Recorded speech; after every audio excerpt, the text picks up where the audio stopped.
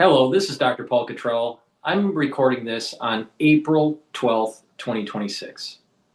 Last night, J.D. Vance failed in the ceasefire negotiations with Iran. He was with Kushner and Witkoff. And now, fast forward to this morning, Trump stated that he was going to blockade the Strait.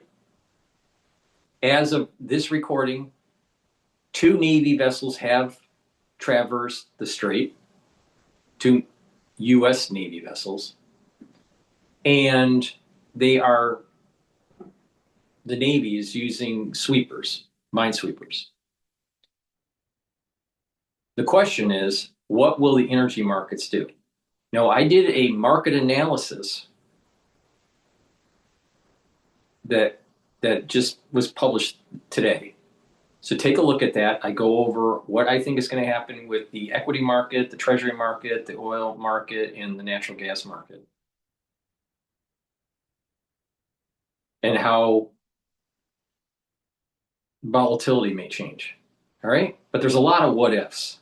You know, what's going to happen? What's the reaction by Iran? How much force, kinetic force, will we use? Will oil go up or down? I suspect because of the blockade that Iran is going to hit some of the GCC infrastructure. Because of that, oil is going to go up and may test the 104 resistance level. It's trading, the close on Friday was in the 95 handle. So we could see a price appreciation of about 95 and price appreciation from 95 up to 104. So we could see almost like a $9 increase. The question is how fast can that strait be unclogged? And how much can be mitigated in terms of infrastructure damage? Damage that we cause onto the Iranians and damage the Iranians cause on the GCC. So with that, we're going to take a look at some of the videos. I'll give you my opinion on it, where there's some of these are economists, some of these are market analysts, some are retired generals. We'll look at the mosaic, get an idea of what's going to happen for trading on Monday. All right, so please help support the work that I do. All these videos are for free, so please subscribe to the channel. You can subscribe to YouTube, Brighteon, Bitchute, and Rumble. All the links are in the description. You can also follow me on X, GETTR, TikTok, Substack, Patreon. If you want to support the free content that I create, purchase the products that I have on my store, and or you can donate through Stripe, PayPal, or buy me a coffee on my website. It's very easy to help support the work that I do. I give you a perspective of how to improve your health, but also not to be a victim of the news that is happening in our lives every day. You're going to have a lot of people complaining, but you're also going to see people that can actually navigate through this and mitigate your risks and maybe even benefit from the news. If you pay attention to me, you will fare better. You don't think it's all doom and gloom and you can't mitigate the problems, you're wrong. All right, so just pay attention to me and everything's going to be fine. So with that, please go to my store, the-studio-reykjavik.com, and get the great products that I offer that help to improve your health. Now, this is something that I've been doing for a very long time, taking higher doses of antioxidants, bringing down inflammation, going all the way back to when I was 16 years old. Why? Because heart disease runs rampant in my family. My brother died from heart disease at 36 years old.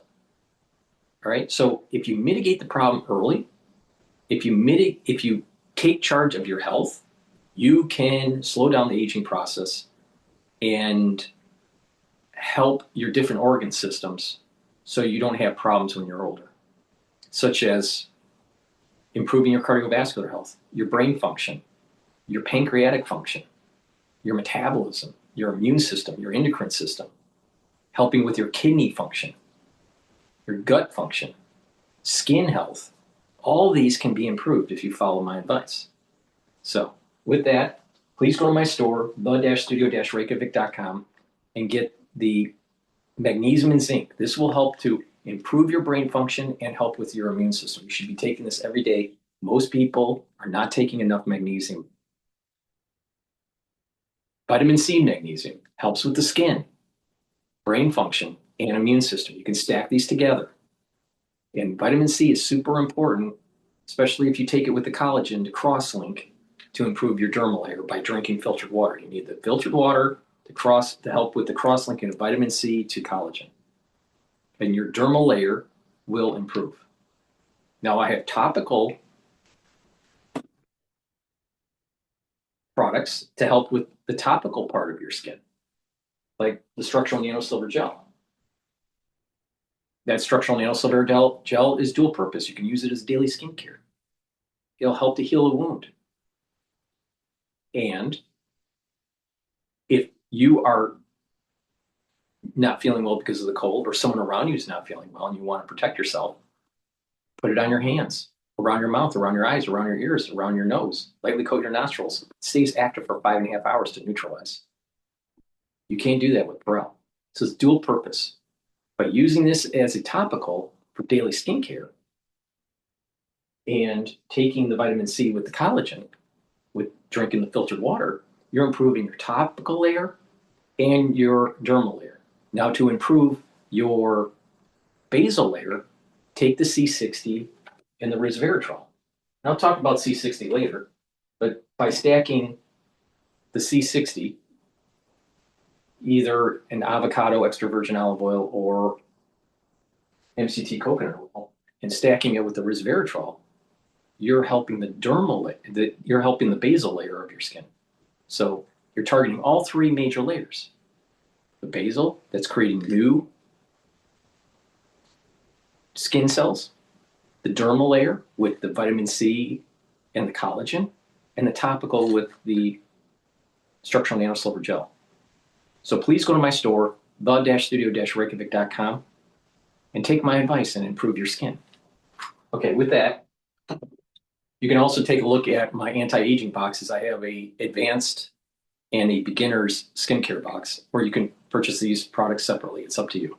Make sure you use discount 5 and you get $5 off any order. All right, but you apply a holistic approach and you stack the supplements accordingly, you'll get the max benefit. Why does this work? Because your biochemistry is complex. It has lots of feedback loops. So there's no such thing as just take magnesium and zinc and you'll be fine. No, you have to take it with other stuff to have the synergistic effects to get the anti-aging capability. All right? And this is the reason why most physicians fail when it comes to supplementation, proper supplementation. It's about the stacking because of our complex biochemistry. It's that simple. All right? I've been doing this for a very long time. So please go to my store, the-studio-reykjavik.com. Now we're going to go to the videos now.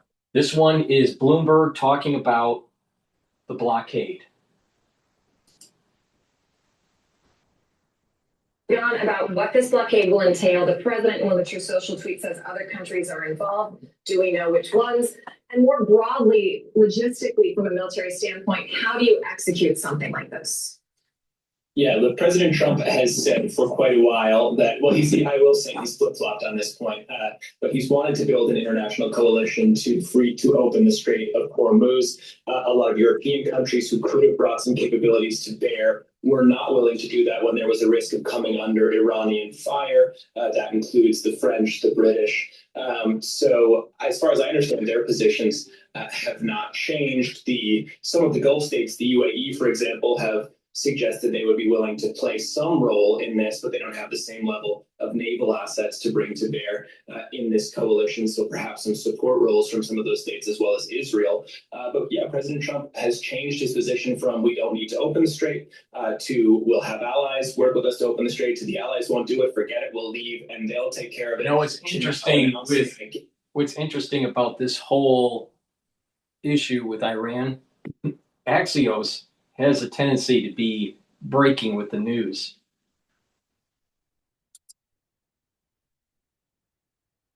That the U.S. is going to play, first and foremost, a role in imposing a blockade and in figuring out what gets in and what gets out of the Strait. Jeff, so let's take a step back here and try to parse through what exactly this means for the U.S.'s role in the region right now. Is this an escalation in a time where there's supposed to be a ceasefire to negotiate?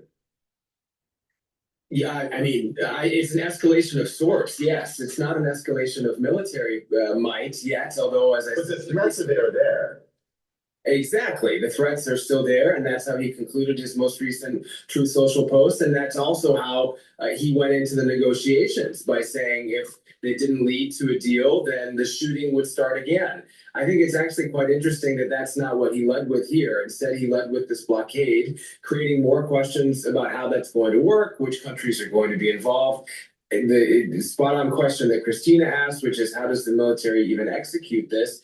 And then leaving the clear conclusion that the U.S. is not moving out of the region, but going to stay. So that's a long way of saying it's an escalation of sorts. And I tell you what, I think it'll be very interesting to see how markets react to this tomorrow, because the fact of any blockade, be it by the United States or other countries preventing ships from going through the Strait, that has been the biggest economic ramification of this war, has been the closing of that strait and the impact on oil prices, which President Trump desperately wants to bring down so that the gasoline prices are, in the United States anyway, are at a more palatable place come November. Alicia, I want to bring you in because there is, correct me if I'm wrong, I think there's a war powers resolution vote coming up on the Hill next week. Question we ask all lawmakers from all sides of the aisle every time we have on is, realistically, is there anything Congress can do to stop not only this president, but really any president that wants to take a military action like this? And can they even get on the same page to try? It's a great question. And as we know, the president has no issue going around congressional authority. The war powers vote specifically will be largely symbolic. Even if it passes through the House and the Senate, the president has the power to veto it.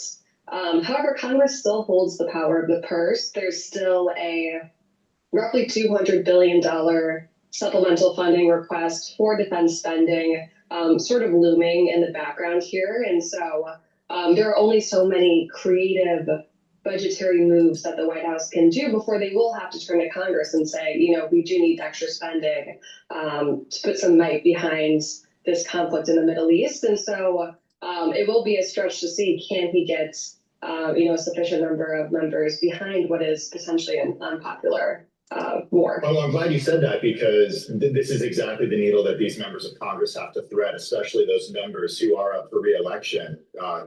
Come November, how do they do this, or what are they doing in a way that shows that they support the president, or possibly if they start to push away from the president's position because this is unpopular, to try to win re-election, Alicia? Exactly. I've talked to, election analysts and experts who say that it's possible we get to a point relatively soon where Republicans start to question, do I side with how my constituents are feeling, or do I continue to side with the president? What's going to be more beneficial for me? What is going to position me best to get up for re-election, especially with the midterms looming this November? So it is possible we start to see more of that fraying in what is already a very slim majority and kind of a disorganized Republican Party, especially in the House. David, I want to go back to you and ask, first of all, if you've heard, just even in the last intervening minutes, anything from CENTCOM or the Pentagon, any details? I'm assuming the answer is no, but if I'm wrong, please correct me. I also want to, I mean, there's a ton of military equipment from the US in the Middle East. Obviously, we tracked it for weeks as it was all heading over there. Do they have logistically the equipment they would need to execute something like this? And is the Pentagon as a military getting a bit overstretched because we have Venezuela, we have this, and now Trump is already talking about potential action in Cuba? At some point, does the rubber meet the road? And even a very loyal DOD is going to say, we have to pick some priorities because we can't be everywhere at once. Sure. Yeah. The aircraft carrier, one of the two that's in the region, is setting records for the amount of time that crew has been on that ship. They were involved in the Venezuela operation. Now they're over in the Gulf. There's been some good reporting about just how stretched they are. That particular crew, you sort of extend that out to the full range of the forces that the U.S. is bringing to bear. Certainly, you could see the U.S. The troops themselves and the equipment being stretched. Some stuff needs repairs, needs to be rotated out, etc. Now, whether there's enough in the region to pull this off now, it depends exactly how they're going to execute this mission. There's been some doubt cast on the idea that the U.S. or even its allies have enough to be able to escort individual tankers in and out of the Strait. Now, that's not what Trump is saying here. He's talking about a blockade. Right. I'm trying to visualize even where you would position assets in order to impose a total blockade. Very, very difficult. It is a narrow stretch of water, but not narrow enough unless the U.S. is willing to open fire on vessels that come through, which maybe we are, that you could interdict everything that's coming in and out of the Strait. But obviously, there has been some thought put into that on the Pentagon side. This has been one of the options that's been presented to Trump over the past several weeks. It's going to be a question of how they execute it and whether they then think, okay, we need to bring even more force to bear in the region, which will suggest to people sitting back in the U.S., to lawmakers, et cetera, that this is going to be a longer, costlier, potentially bloodier campaign, depending on what tactics exactly the military is using at a time when they were just sort of preparing the American people for this to be over, right? It was just a few days ago that Pete Hegseth said all of the military objectives had been achieved. President Trump himself was sort of talking in a tone that suggested he thought it was time to get out. And now, after just one day of talks, we could be back into a point where we're looking at an expanding U.S. operation in the Gulf. Now, I don't want to speak too soon. Those announcements were just made minutes before we all came on. Literally minutes ago. We'll give you some leeway there, Dave. Yeah. Still making sense of it. But yeah, I mean, the signal could be that the U.S. is stepping up the operation in and around the Gulf rather than, 1 or 2 more weeks, as President Trump had said previously. Jeff, I'm wondering if you know, and have you ever wanted to install a battery backup system on your house but thought, they all look so complicated? Or Jeff, I'm wondering if you know, and we may not know at this point, who we think got in the president's ear about this, because we talked previously, it seemed to me at least that the president was kind of saying, well, the Strait could be open, the Strait could not be open. He'd almost lost interest in it. And now we get this about face, this very forceful tweet language and action from the White House. Do we think this is Vance coming back and giving him a call? Do we think this is someone else in his orbit pushing this? Who does this sound like to you as someone who covers this administration intimately? Well, honestly, Christina, I think it's just reality getting into his ear. I mean, the fact that the Strait was an open question mark was a huge vulnerability for this president, for the United States, for the rest of the world. And it's a vulnerability that largely wasn't there before this war began. So even though he has used sort of positive language to say, oh, it'll just open up on its own, that was never realistic. And I think it also raises questions now. Again, there's so many questions that are being raised about what's realistic about this blockade. There weren't that many ships going through in the first place. Certainly the point of the blockade appears to be that he wants to prevent any ships going through that Iran had blessed. So that's going to impact Iran and put pressure on them economically, and also increase pressure on other countries that were supporting Iran. But I don't know the answer to who got into his ear. I think certainly it's he said that Vice President Vance and his other 2 envoys had briefed him. So I think they would be the last people who he must have been on the phone with.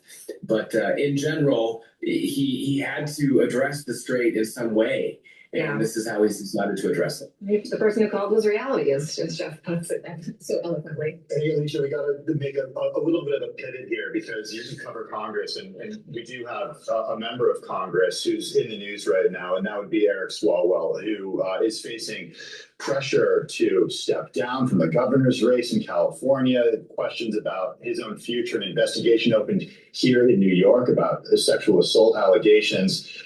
Can you just bring us up to speed on what could happen to him and three other members of Congress that, now we're talking about could actually be expelled for various reasons? Of course, it's definitely not, a great time in the California governor's race. Hakeem Jeffries already put out a statement, condemning the actions and the allegations, asking Swalwell to step down from the governor's race. To me, it seems like only a matter of time to not have the party leader on your side. It just seems like a grim chance of continuing in that race. And that really shakes things up. It's going to be interesting to see how California plays out. And of course, there's allegations amongst other members in both parties. And so, as the midterms continue to play out, it'll be interesting to see how this all goes.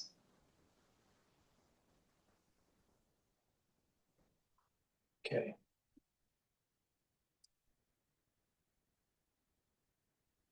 All right, now what I want to do is go to, this is John Bolton speaking.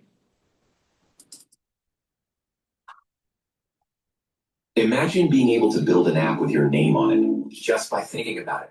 Meet Base 44, a complete AI creation.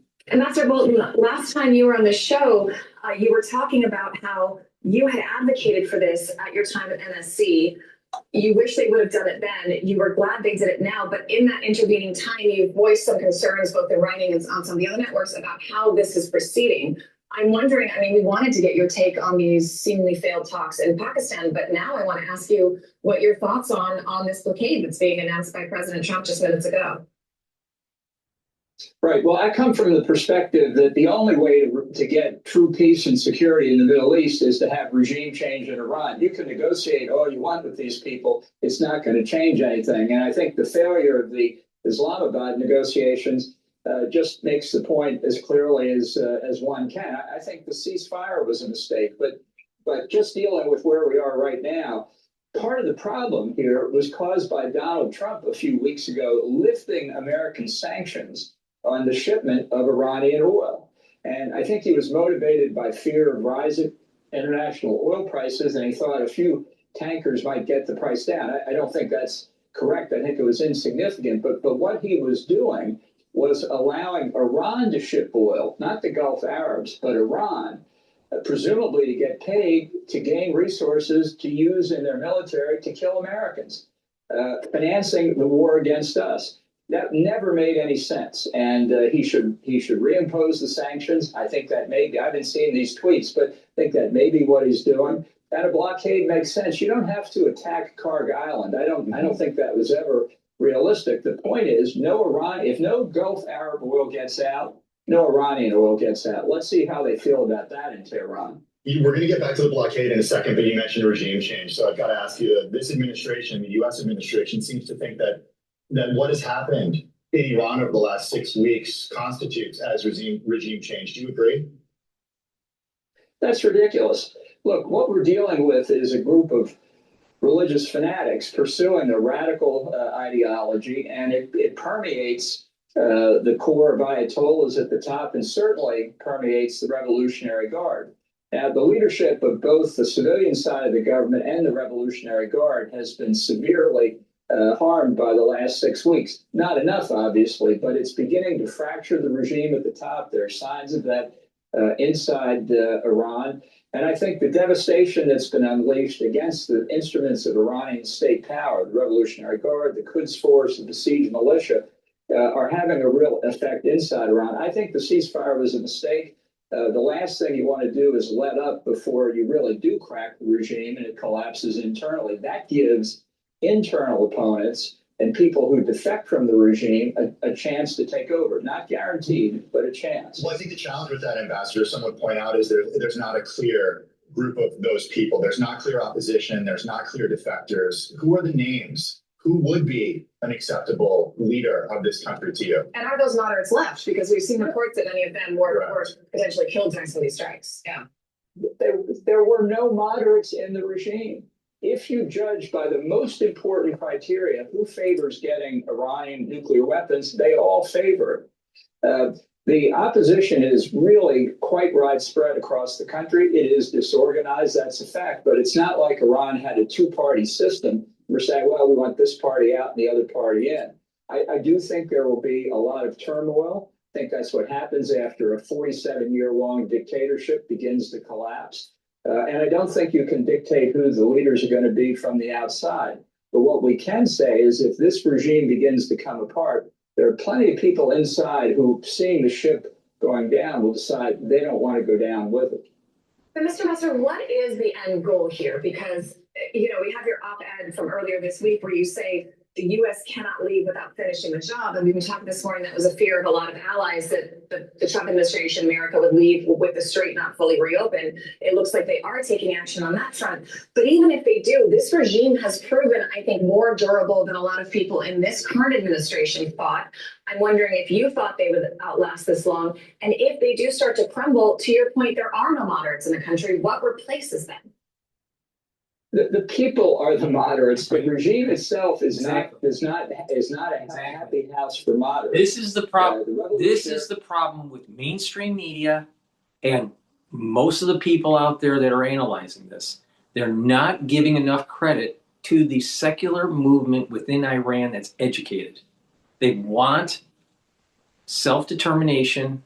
They want self-rule. They don't want the tyranny of a theocracy. The problem is that 40%, maybe half of the population, is aligned with the IRGC and the theocratic regime. So literally, for them to have a constitutional republic, which is what is needed, and the seculars to end up ruling the country, there needs to be a civil war because there's too many individuals aligned with the theocracy.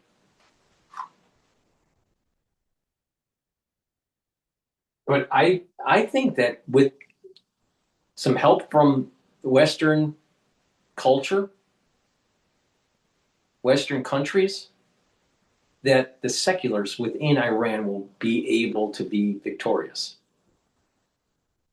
But, the mainstream media, especially the ones that are in the business channel, they want expedience. And that would mean, well, maybe a theocratic regime, maybe some sort of military dictatorship, maybe even a monarchy. Let's bring back the Shah. Let's bring back, some sort of king rule. It's only going to make things worse. Democracy, a constitutional republic, is a better solution for Iran.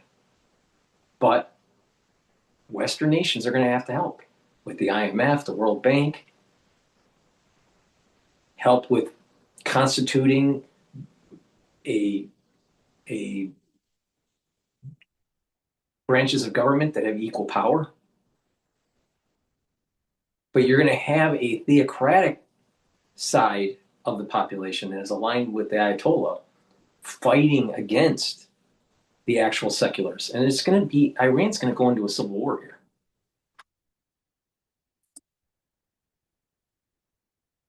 And the Ayatollahs have to be replaced. I don't think anybody can say with confidence that the regime has survived. They've been building it for 47 years. We've attacked it for 6 weeks. A little patience is required here. The Gulf Arabs will tell you, I think, that they don't look forward to living as vassals to the Ayatollahs in Tehran. They want the Strait open. And I think now is the time to do it militarily, because if we cannot show today that we can open the Strait, what happens 3 years from now when the Ayatollahs decide to close it again? If you want to live under that kind of regime, that is a guarantee of higher oil prices for a long time. Exactly, and what that's doing is abrogating to the Ayatollah, to the IRGC, freedom of navigation, which is maritime law. What? And what happens when the Chinese wants to do it for the 9-dash line? What do we do then? We need to push back on this big time. And so when Trump said, well, we can, charge tolls and they can charge tolls and blah, blah, blah, that was so stupid for him to say, because he wasn't paying attention to, we fought a war to have freedom of navigation. No, why would you give that up, dumbass?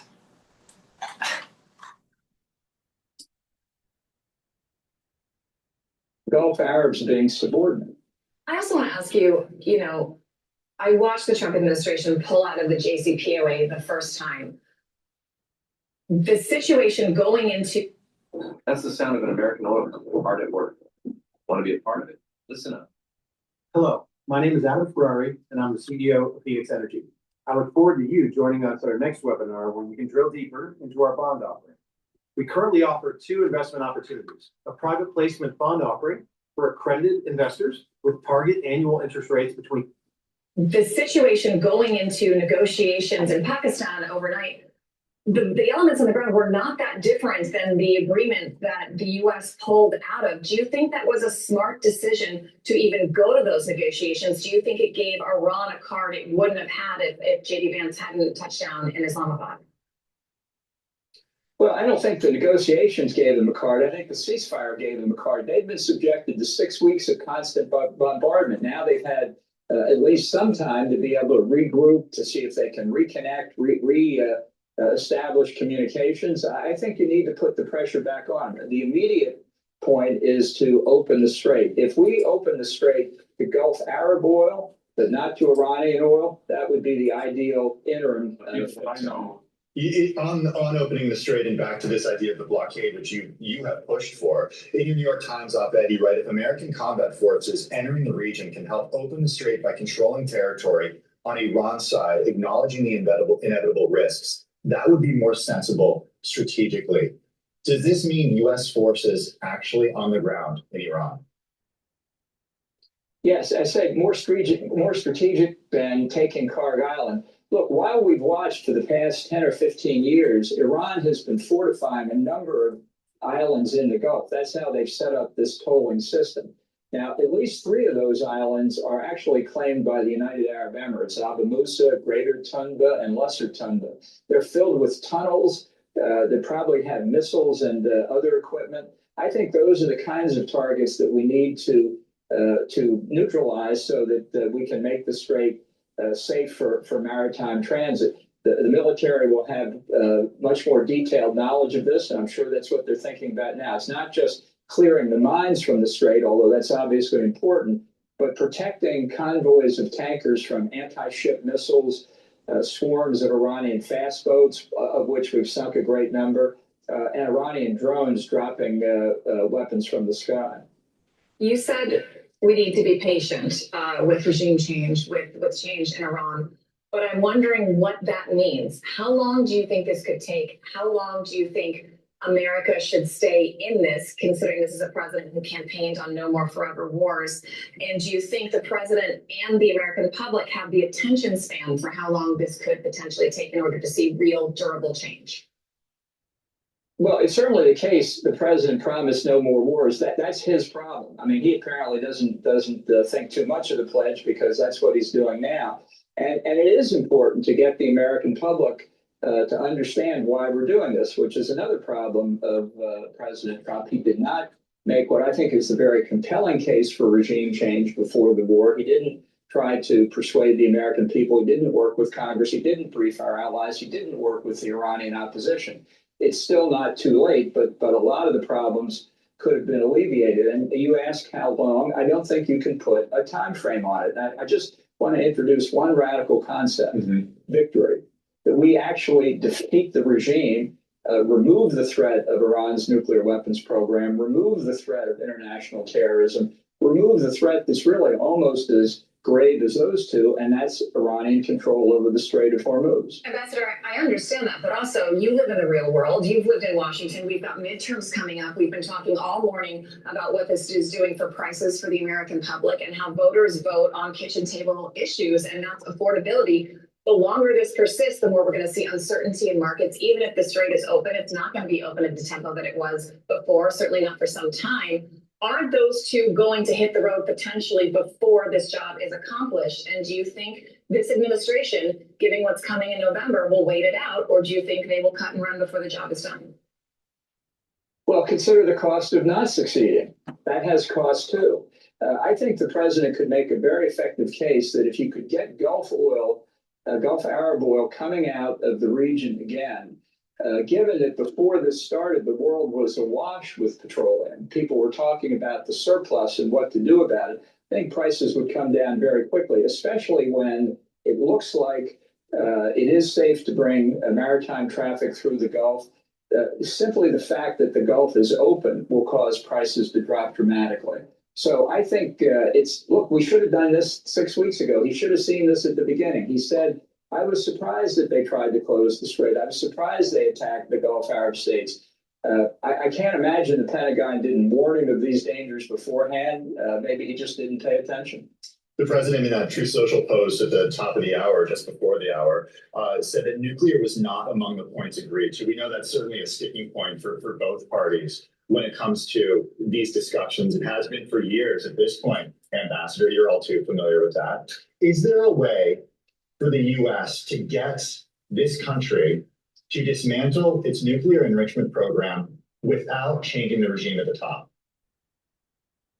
No, I think that's the clear point. If you cannot change a regime's behavior, and you don't want to live under an unacceptable threat like disappearing in a mushroom cloud, then the answer is change the regime.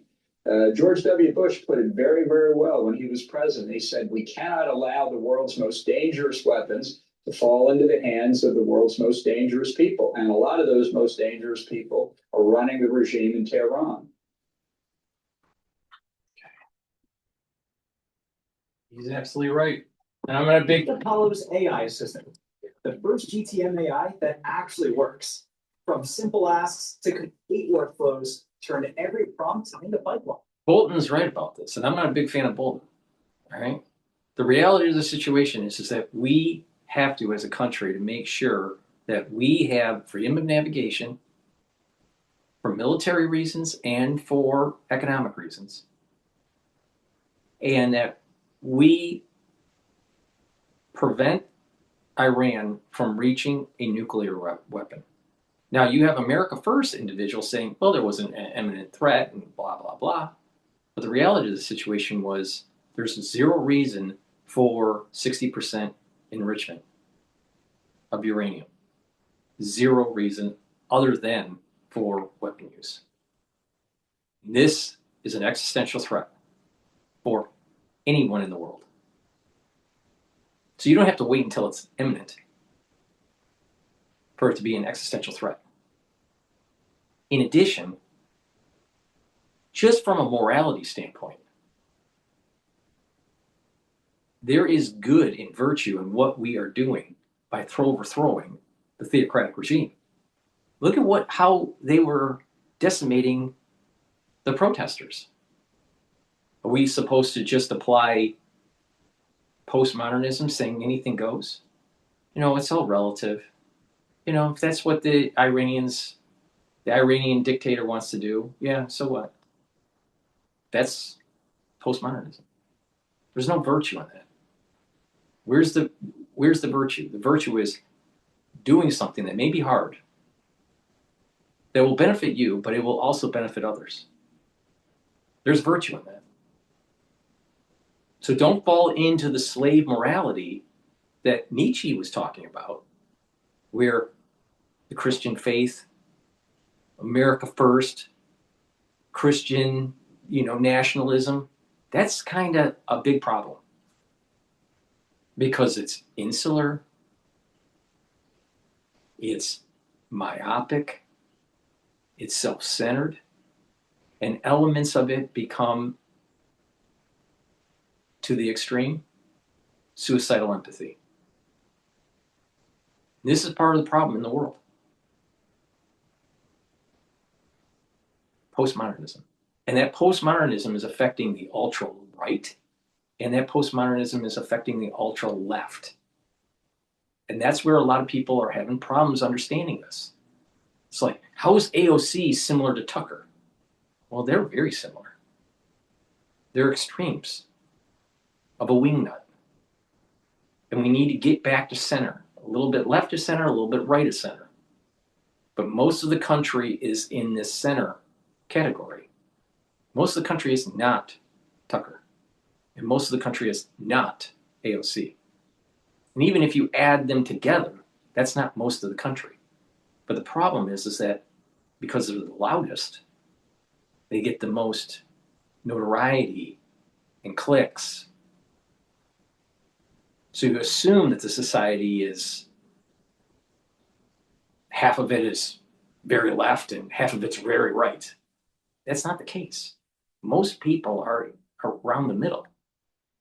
A little bit to the left or a little bit to the right, but most people are in the middle. So with that, we need to start realizing, you know what? Maybe this idea of America first, nationalism, America first pacifism is not in the lane of virtue. Now, obviously, the ultra-left thinks that it's okay to have a theocratic regime, and suppress its people. Where was the protesting with the theocratic regime killing the seculars in Iran? The ultra-left was doing no king protests against Trump, while the Ayatollah was killing seculars in Iran. Where was the outcry? Suicidal empathy. This is an element of this slave morality that Nietzsche was talking about. Right and left have similarities that are dangerous, that erode our constitutional freedoms, that erode the pillars of society: God, country, and family. Someone would say, how can Tucker be, because he's a Christian nationalist, how is he eroding the pillars that you're explaining, Dr. Paul Cottrell?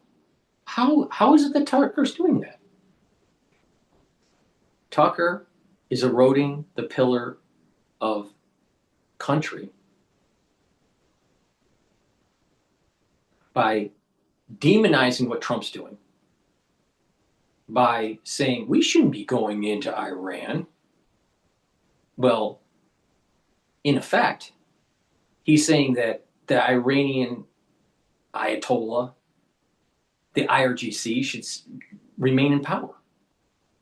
Because that's the end result if you don't go in and do something.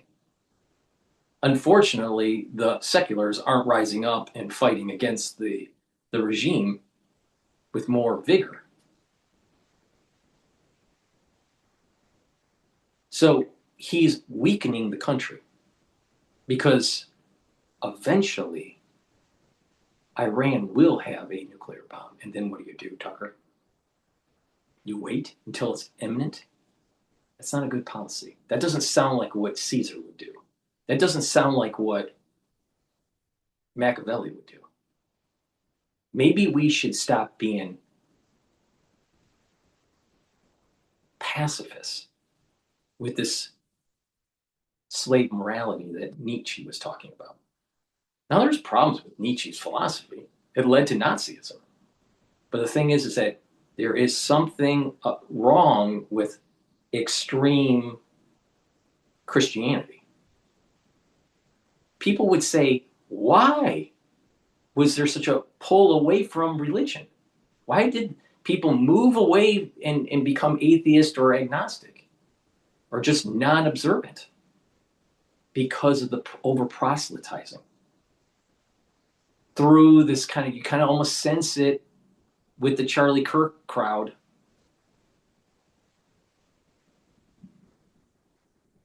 Most of America's in the middle. Not ultra-right, not ultra-left. Okay, now what about God? Tucker is a proponent of Christianity. Okay, glad that he found religion. Maybe he'll be a better person. But it seems like he's playing to a base that watches podcast. So it seems like he's trying to monetize some sort of Christianity. Now, how is that any different than Jerry Falwell? I can't tell the difference between Tucker and a preacher on the all-time gospel hour on cable. I can't tell the difference. So, with the pillar of God,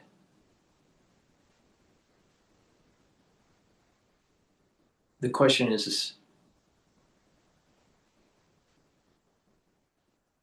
where is his true heart with this?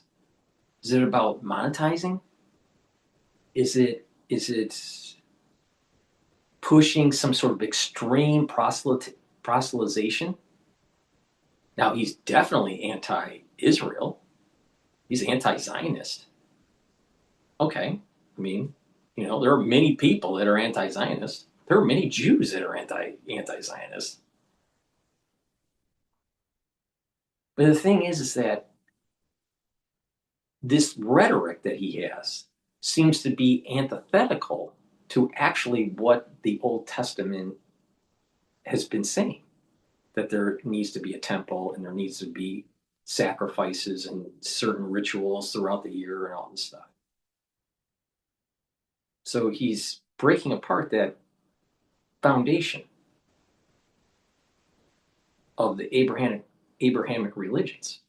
You have to remember, the longest Abrahamic religion there is Judaism, not Christianity, not Islam. Right? It all is based on Judaism. All of it. Okay, so there's that God pillar. What about the family pillar? No, he's for family.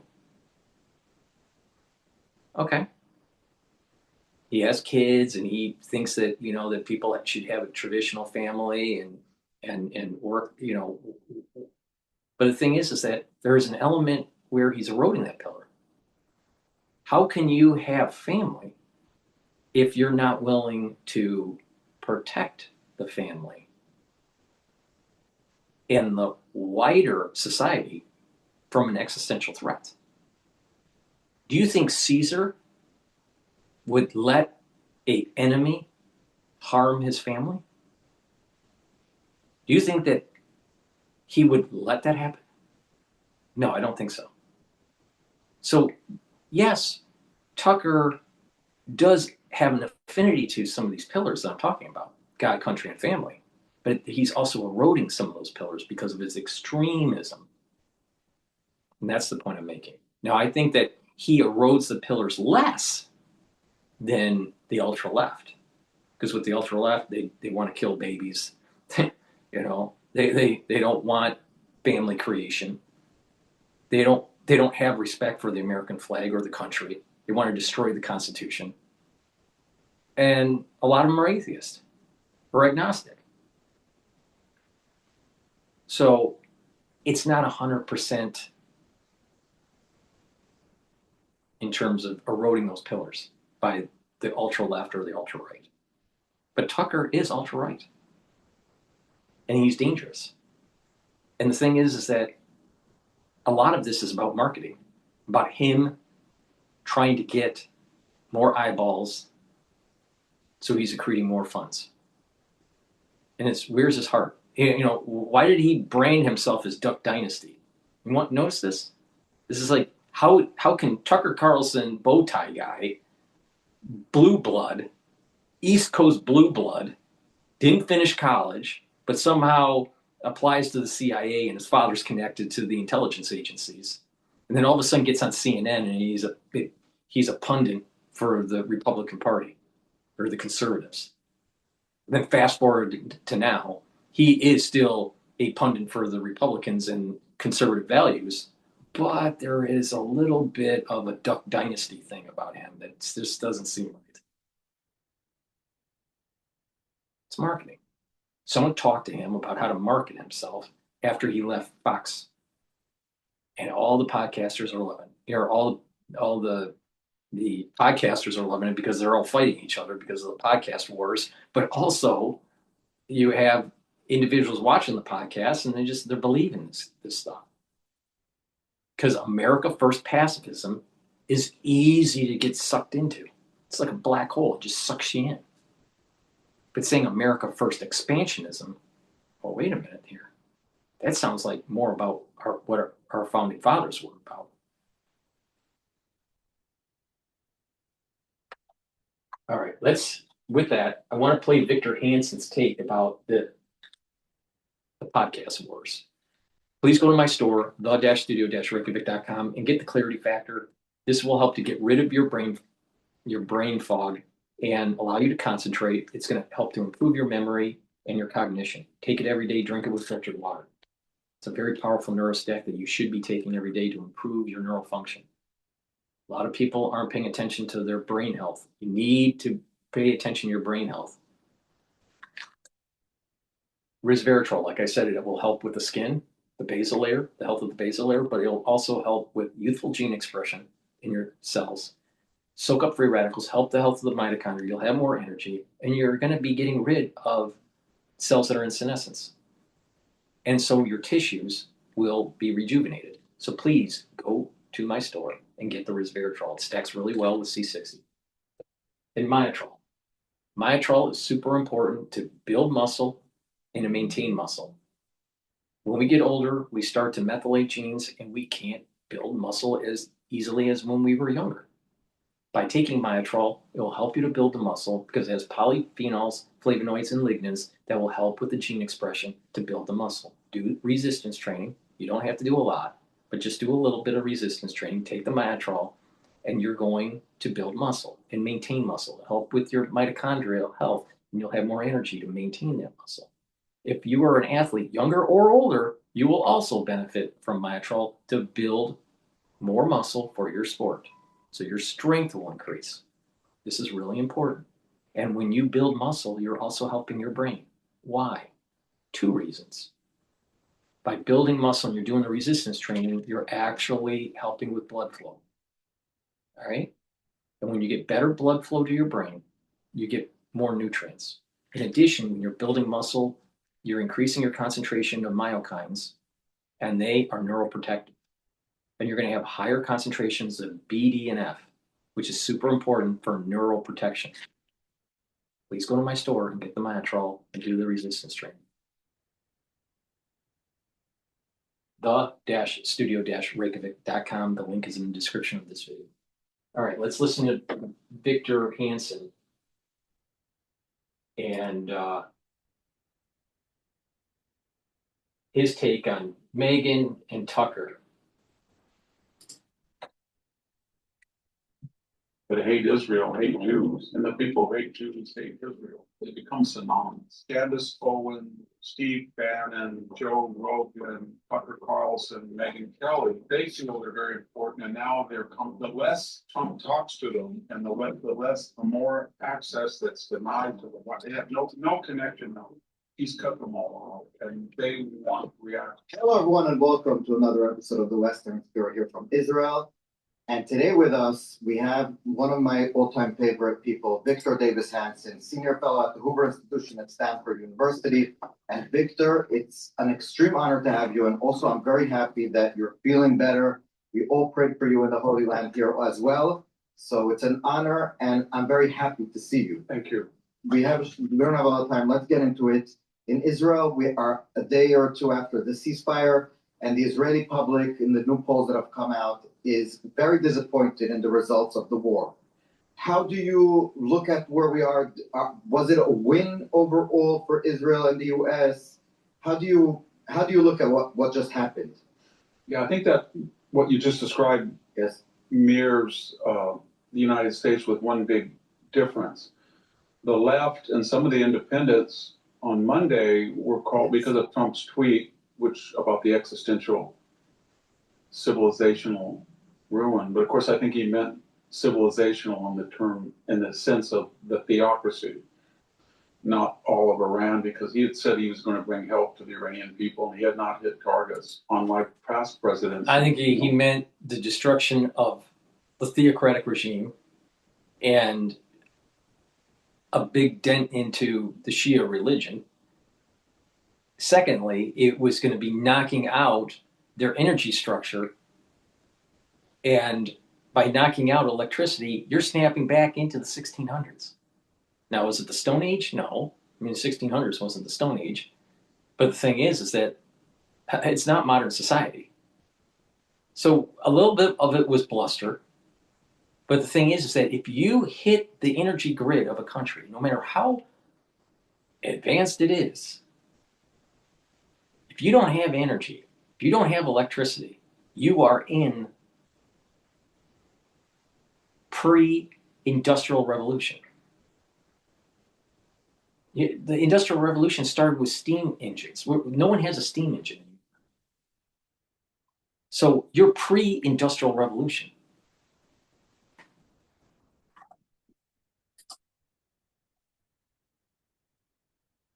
Libya or Serbia or the first Gulf War or almost all of our wars, we hit power plants and everything, especially World War II, Korea. Right. Exactly. But he didn't. So there was obviously he wasn't intending to do that. But the left went crazy, so they were saying that he was Hitlerian. And then 24 hours later, when they saw that he had, agreed to a ceasefire, and they felt embarrassed, then they said he was Neville Chamberlain, Taco they called. Trump always chickens out. So I'd say the same public opinion is here. They're baffled. They don't quite know what follows after all this. But I think it's better to be empirical very quickly. If you look what the Israeli and the United States Air Force did, they inflicted a level of damage that is almost inconceivable from what we can tell. The command and control, the Air Force, the Navy, the air defenses, the factories and assembly plants that facilitated that, the nuclear processing institution, et cetera, et cetera. So the next step logically would have been to hit dual use. And those are things, as you know, power plants, pretty much what they're trying to do to Israel and to the Gulf monarch. That's kind of another irony in the West, that we damn Israel and the United States for considering dual use, and yet we accept without criticism that that's the only modus operandi that Iran has. But I think we forget where we are now. Iran has got probably $500 billion of military damage and infrastructure over 47 years. So, and then it's going to have to make a decision whether it's going to give $10 billion a year to Hamas, the Houthis, Hezbollah, and up. Whereas at the same time, it's got a restive population, and nobody knows who's running the country. They're not familiar faces. Familiar faces that they'd all had to deal with are gone. So whatever Israel or the United States does, you've got this population that's restive. You've got a country that's bankrupt. And we know what that regime will have to do. It will try to immediately give discounts to Chinese oil and facilitate arms transfers, barter from China. And that's going to be money out of the pockets of the people when they're in dire straits, and they're going to know about it. Or they're going to subsidize Arab terrorists, which they don't like anyway. So they're going to be in a difficult situation. So then we have three tactical choices. And more or less, Israel's aims are similar to the United States with one big difference. We're distant and more powerful, and you are proximate and more vulnerable. So whatever degree of recovery they have will hit you before it hits us. I don't know if that'll be accurate for Europe, given the new information about what they might have in nuclear enrichment and the missile range recalibration. But that said, we can go away. We can just say, we did all of this damage, and we had, the United States lost 13, we probably lost $500 million dollars in equipment, and maybe where people are calibrating at 50, 70, 80 billion. It was expensive, but the amount of damage that we did will make them a pariah. And more importantly, we changed the calculus of the Middle East so that the Gulf monarchies are in this Orwellian situation where they were working with the Israelis. And in the future, they're going to do two things. They're going to increase their pipeline facility to the Red Sea, to the Gulf of Oman, and maybe even across, as you guys have talked about, the Haifa or something. And they're going to make that strait irrelevant in a large degree. And that's going to have enormous importance. And then the second thing, they're going, the myth that they used that they were crazy, unpredictable, and especially terrible, and you just didn't go into Iran because of the consequence, that's been shattered. They were a paper tiger, as Trump said. And that's different. And then the United States in particular is in a pretty good position because it has its assets there and it can come back anytime. So we can leave. And then if we want to come back, we can mow the lawn, as the Israelis say. The second is we can extend another deadline. We can say Lebanon wasn't on the table. Taking tolls of Hormuz is not on the table. You broke your word. You've got another 48 hours. And here's a list of targets that are going to go, and just take them out. It doesn't have to be everything. It just says we'll be satisfied when you have lost your power grid for a week or two and you're accepted. We can do that. Or we don't even have to talk to them. We can just say, you know what? Things are pretty dire. We're going to take out Card Island so that they don't have any oil revenue for the next 15 years. And then we're going to leave. I would see you wouldn't want to be in. So there's a lot of ranges that we can do. The one thing that I think the Israelis should understand and gets them frustrated is there are political ramifications in the United States that are governing this decision. And the main one is the November midterms. Usually the N party loses seats, but because of the narrow margins in the House, just a few seats will give control to the left. And this is not the left of Bill Clinton. It's not even the left of Barack Obama. It's a radical socialist, anti-Semitic, anti-Israel, anti-US. I mean, a lot of them are rooting for Iran. If they get power, the Trump revolution, counter-revolution is kind of stalled. That has ramifications beyond the border. That means the border, they will try to give amnesty. They will. The problem is that the far right is also anti-Israeli, anti-Jewish, and in many regards, anti-American against the country. I mean, now, is it as bad as the far left? No. But the thing is it is there. And then some, in terms of hating the country, the far left hates the country far more than the ultra-right. But this America First pacifism versus America First expansionism can weaken the country. And because of their rhetoric, we're going to lose the House to the ultra-left. The ultra-right is, and their podcast like Tucker, is handing over the House seats to the ultra-left. Well, thanks, Tucker. You're so smart. Oh, by the way, you didn't finish college. Oh, thanks, Tucker. You're so smart because you started your career in a bow tie.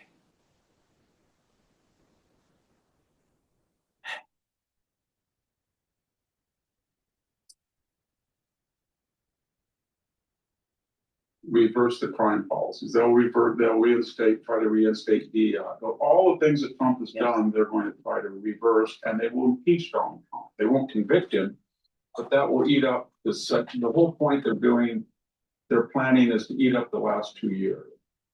So he doesn't want to lose those. He thinks that if he can stop the war or get Iran off the map by June, then he's got all of July, August, September, October. He's got 4 months to talk about the economy. And he thinks with all of the new tax cuts, the deregulation, the enormous increase in oil production, energy, the price will drop. And he also thinks that the Gulf monarchies, even though they're kind of hinting that they would like to renege on their promises of 4 or 5 trillion in foreign investment because of the war damage and their pipeline plans, he thinks that they'll still invest, and a lot of countries are investing. So all of that put together will give us good economic news, and then they can do pretty well, or at least stay even in the midterm. But that is the one, if he was in the second term and this had started after the midterms,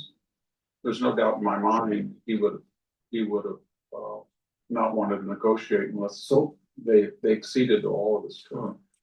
Then he's got the MAGA movement. That's kind of exaggerated, but there's been a big shift in the United States where Candace Owens, Steve Bannon, Joe Rogan, Tucker Carlson, Megyn Kelly, and I'm not going to lump them all together because they have different views and intensities, but they were very strong Trump supporters.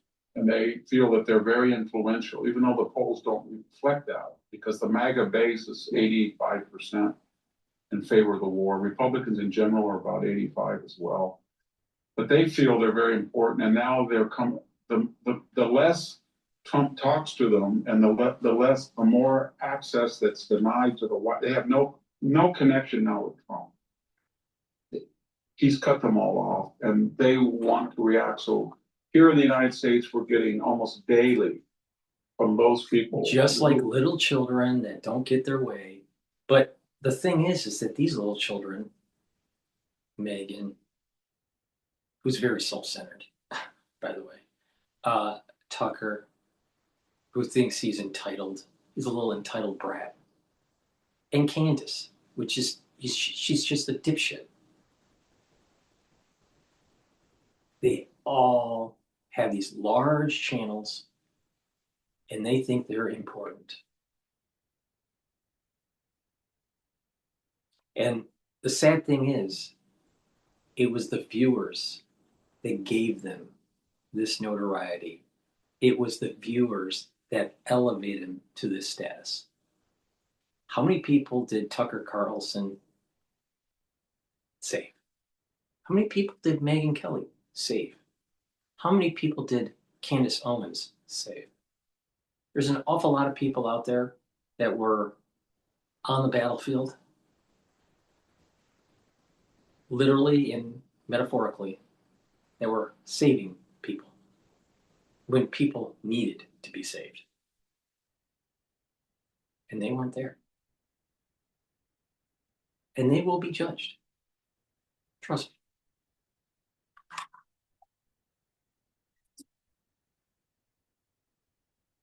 Well, a large audience that Netanyahu runs everything, and we were hoodwinked.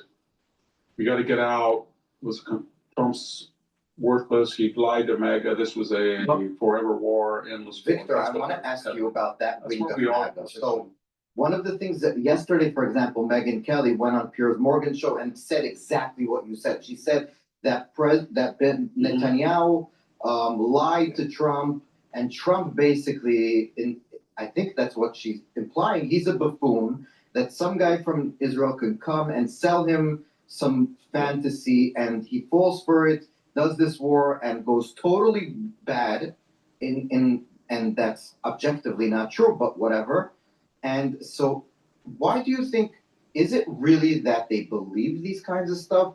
Or is it what the base, a lot of their listeners want to hear? Because objectively, it just doesn't seem smart. If you really love President Trump and you believe he's good policy and that he's bucking the system that they don't like on all the issues you just mentioned, why on this specific issue do they think that he's so gullible that some guy from Israel can just come and sell him a load of goods and he just believes it in this one specific narrow thing? Yes. Well, their story is that Netanyahu is something on Trump. He has some sort of carrot, and that if Trump doesn't do what Netanyahu wants, then Netanyahu's going to expose him. That's the story of the conspiracy theorists.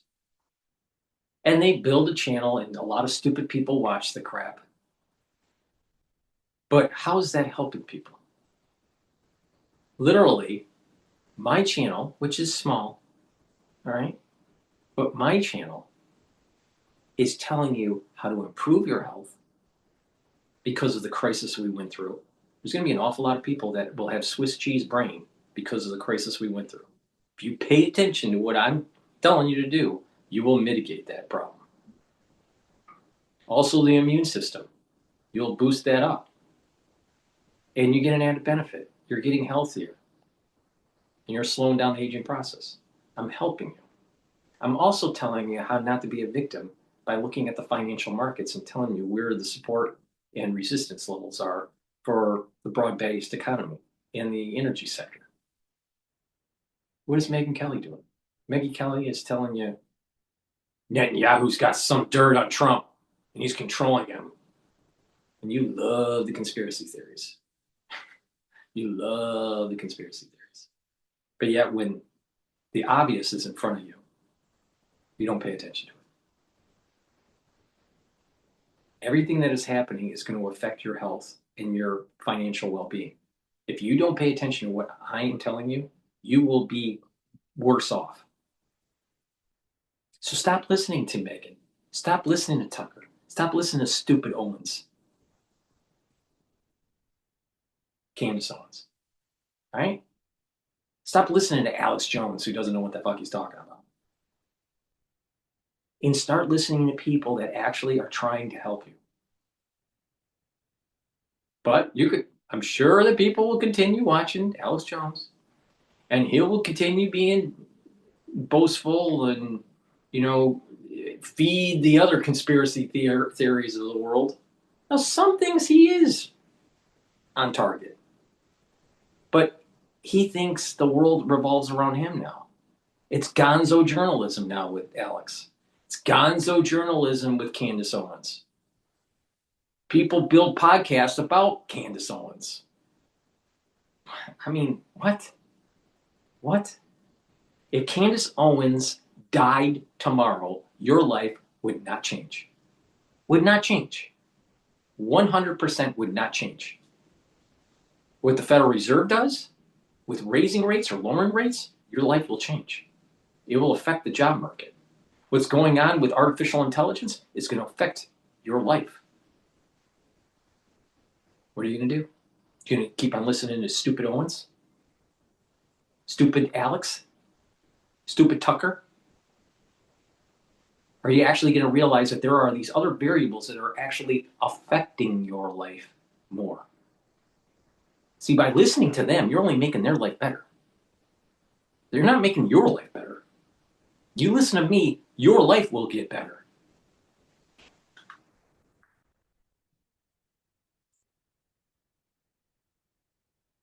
That is to look back at the American bombing in the summer of 2025. I was on her show, she was all for it.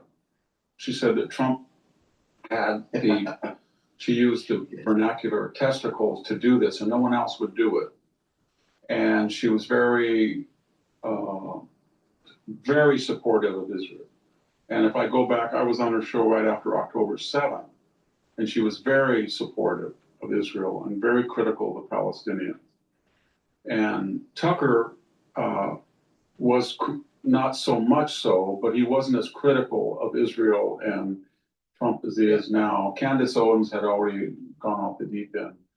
Steve Bannon. So what changed? And what changed was not the actual realities, but world opinion and the propaganda of all the rubble in Gaza and in Beirut, and none of the reasons of the causation for it, and the mood on the campuses of the United States, and the democratic radicalism with Mondami, and then we've got all of these socialist governors coming in. Now think about that. Think about that for a second. Think of now, not all of the protesting on the campuses were Ivy League, but the ones that ground zero was Harvard. All right, that was ground zero of it.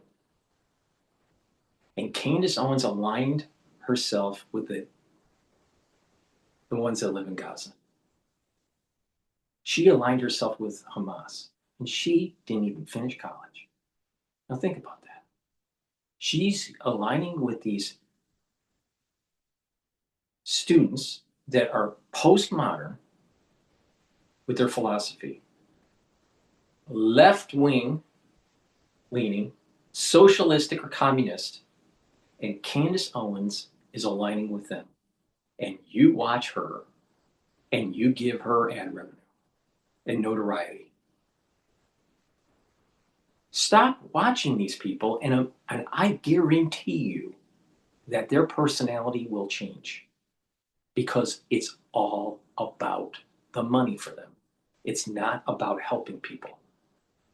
You can tell the very few that are out there that they're really trying to help people.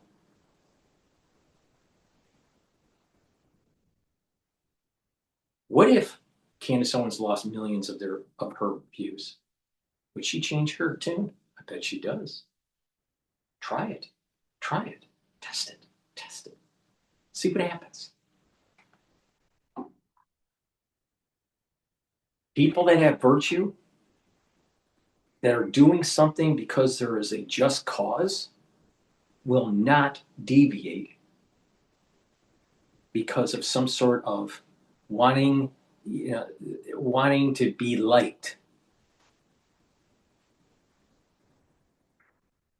So is there real virtue in Candace Owens? Is there real virtue with Megyn Kelly or Tucker Carlson? I don't see it. I don't see it. It's self-centeredness.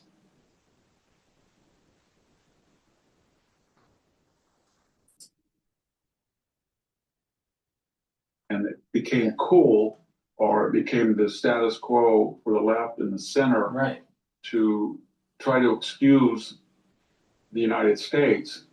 Not that they didn't criticize Trump. They said he's a fool and he's stupid, but he was hoodwinked by this Jewish guy who's clever and diabolical. But it didn't really appeal to the other half of the nation, because, I mean, you're going to make an empirical argument. His family, and he has put far more concentration on the Gulf monarchies, American investments. And the Gulf monarchies were really, as you know well, they were saying before the war, don't go in, don't go in. And then privately, they were saying, go in and get rid of it, we're scared. And then when we did go in, they said, don't negotiate, you've got to get rid of them.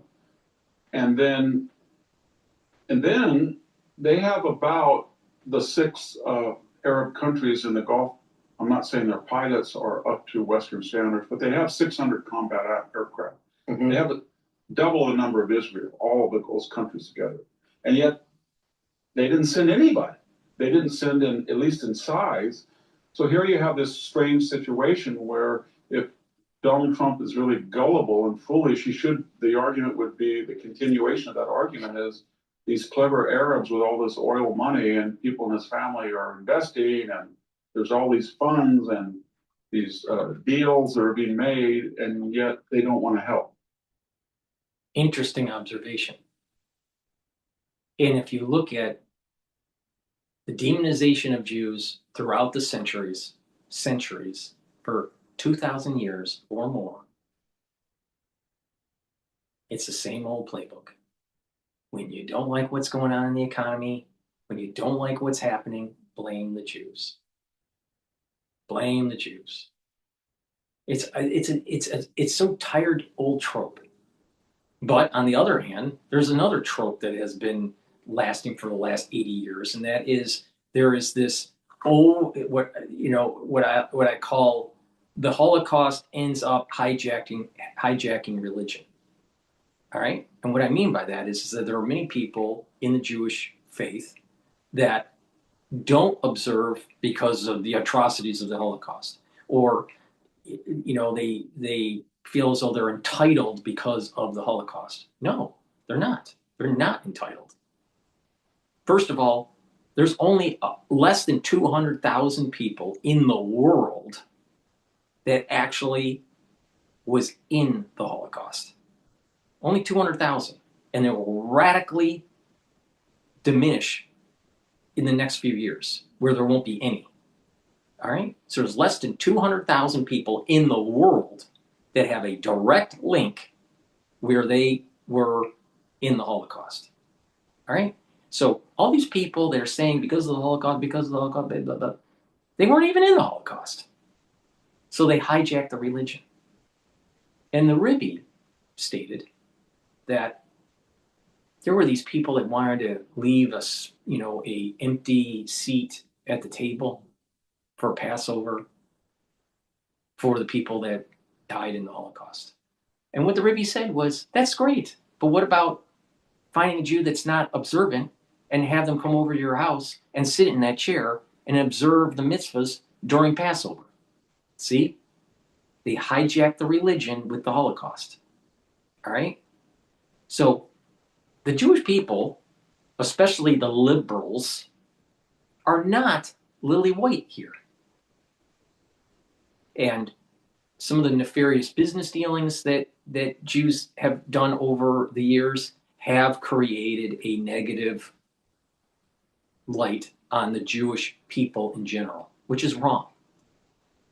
Which is wrong. One, that's just stereotyping. Two, they should have known better, so they didn't create a negative light. And actually, there is a prohibition on doing something wrong that can cause a negative outlook on your society.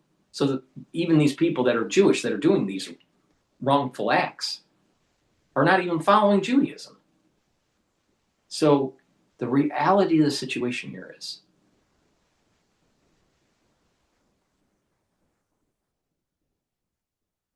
a big part of society has demonized people always. The blacks or the Jews or the Irish or whoever it is. But for centuries,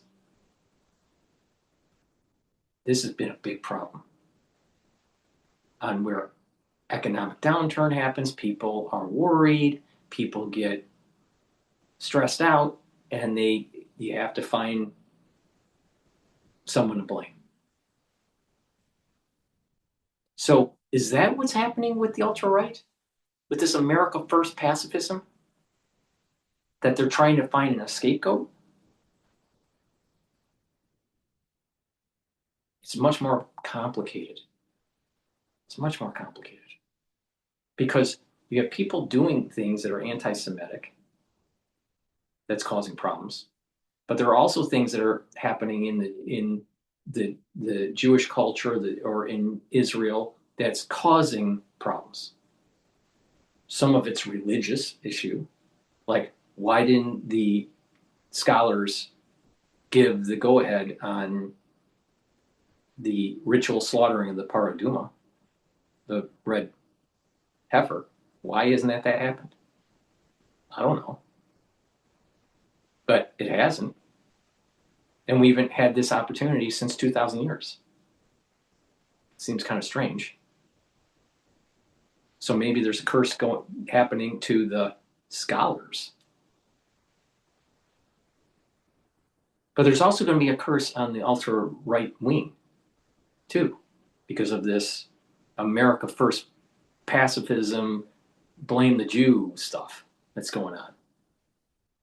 But then you got the ultra-left that's aligned with Hezbollah and Hamas.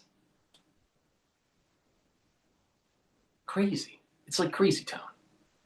And so when bad things happen, don't be surprised. Because I've been warning people, 9/11/2026 is when a big curse is going to start. And there's an emergence of that curse taking place because of people doing the wrong thing.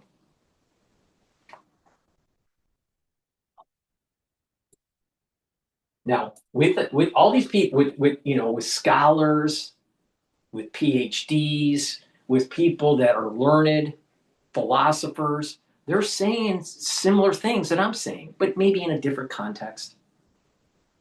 Look at where the society is. Check your bias at the door, right or left bias, and just look at what is going on. and your interactions throughout the day, can you honestly say that people in general deserve to live? The answer is no. But honestly, look at the situation. So if you are an entity like God, all right, or above an entity like God, all right, or you are Satan, and you have the ability to take one's life, all right,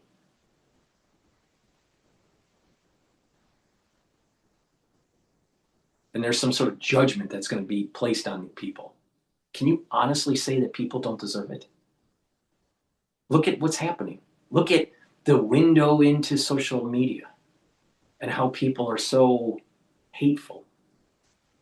And everyone's so worried, everyone's so focused on Epstein files. Yet there's a big recession that's possibly going to be coming that may eclipse Lehman.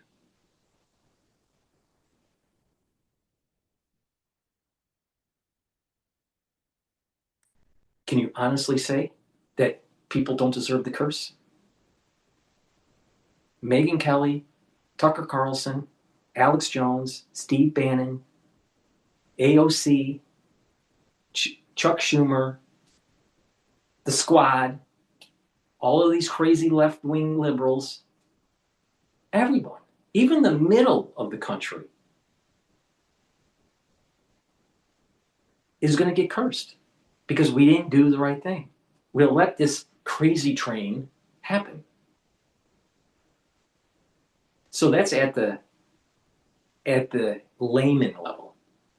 Now the scholars, the religious scholars, they're not doing what they're supposed to do. Where's the ritual slaughtering of the Paraduma? So if that's not taking place, don't you think that the Godhead is going to come down and say, you didn't believe in what was written down. You didn't take heed to the warnings of what was going on. And now there's going to be a curse because the Paraduma was not ritually slaughtered. So in essence, there is a component of the crazy train that is the cause of the religious community with the Jews. Because they didn't do what they were supposed to do. Why? I'm not sure. I suspect they were scared. Because when they do that, it's going to set in motion things that are radically going to change the world.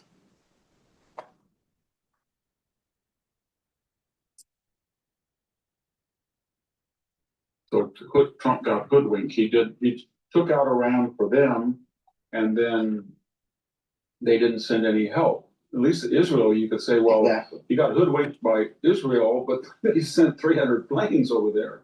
And they did a lot of the damage, if not most of the damage to the command and control and the intelligence. So it's not based on empiricism. It's just a frustration that a lot of people on the influencer side, they look at clicks and they say, where is public opinion now, and how do I get a week ahead of it? Yep, and that's totally how they do it. That is totally how they do it. It's all about marketing. It's not about what they're saying. It's all about, and they're not even trying to help people. It's all about themselves. I have never decided what to say because of the trend. Ever. In my whole life. I don't believe in following the trend. Actually, I'm almost the opposite. I think going against the trend is better. Now, maybe, that's more of a trading perspective, because, if you think about Warren Buffett, how he trades in a way where he's going opposite of the market. You buy low, sell high, not buy high and sell low. All right? So a contrarian in a way. So, sometimes following trends, it's like it just makes you just a carbon copy of something. But that's exactly what these podcasters do. It's all about the clicks. It's not about really having good information or new information. And so what does the religious community warn the seculars? They say, stay away from Lashon Hara, meaning talking bad about people, because it can cause problems with your soul and cause animosity within the society, and it can get out of control. Our society in general, and everyone, even the religious, have caused Lashon Hara, has spoke Lashon Hara, all right, to some degree. Some people more than others, like Alex Jones, right? So, but the point here is that, and even Trump, he speaks Lashon Hara too. But the thing is that if society can just step back and stop it. Now, what I'm saying is utopic, but if they could stop it, the world would be a better place. And these podcasters, like Tucker, like Candace Owens, are accelerating the Lashon Hara. So you have the layman causing more Lashon Hara. You have the religious scholars not willing to do something that's supposed to happen, the paraduma. And that is intersecting. That's colliding. And there's going to be a curse that starts on 9/11/2026. Unless mankind, as we approach that date, repents. But if it passes that date, there's going to be harm that takes place. Now, how it manifests, no one knows. But there's going to be problems. So, you really want to blame the Jews? You really want to blame Netanyahu? You really want to focus on Epstein? Because there's bigger things that are happening, way bigger, that will affect your life directly. The paraduma is far more important than Epstein. The paraduma is far more than anything in your life. Because if that happens, right, the world changes. But if it doesn't happen, there will be a curse that forces the change. You can do it easy, or you can have it forceful. And something very similar that's happening, because everything happens in a fib sequence, it rhymes. What's happening in Iran? How is America projecting itself on Iran? You can do it easy by giving up your nuclear weapons, and we can de-escalate, and you get integrated in the world economy again, or we're going to blow you up. And there's going to be there's going to be chaos. But either way, the nuclear weapon capability is going to be gone. Now, nuclear is very similar in terms of energy to the paraduma, the red heifer. Why do I say that? It has the ability to set in motion the purity of the vessels. And the vessels, when the temple is built, will lead to a Kav energy source that comes down in the Holy of Holies. And that energy force is going to bless the world. All right? But to get there, to get to that point, to allow for the Kav energy to flow, the paraduma has to happen. So the paraduma is similar to this nuclear issue with Iran. But this nuclear issue is about destruction. This is the reason why Esau could not get the blessing. Because if he had the blessing, he would have literally destroyed the world. While Jacob was a shepherd, he could cultivate that energy, that Kav force.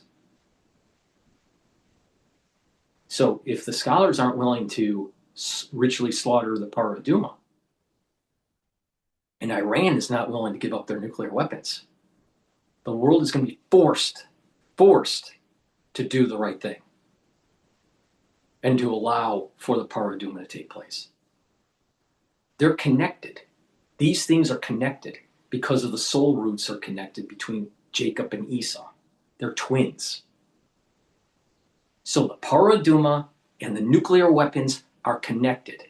The nuclear weapons have to be taken away from and destroyed or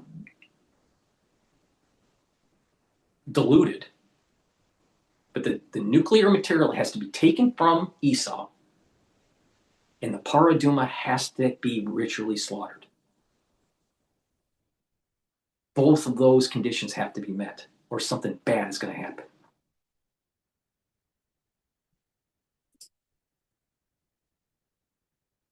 People because of the Hamas propaganda, and the more damage Israel does to Beirut, and this war didn't end in a week. It's not like the bombing last summer, 4 or 5 weeks, and people are getting restless.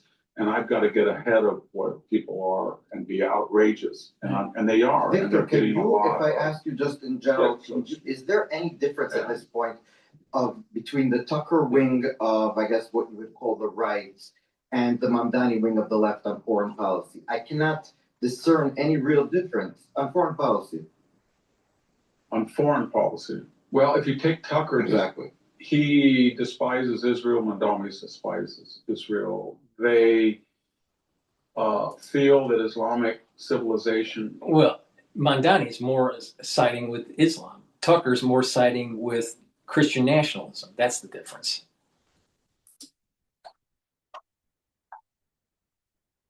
The West is in decline, and I mean, Tucker said that he thought that Western cities were not as successful as Islamic cities. He's, as somebody who's been in Damascus and Old Cairo and Tripoli and Algiers, I can tell you that that's even at our nadir here in the United States, that's not true.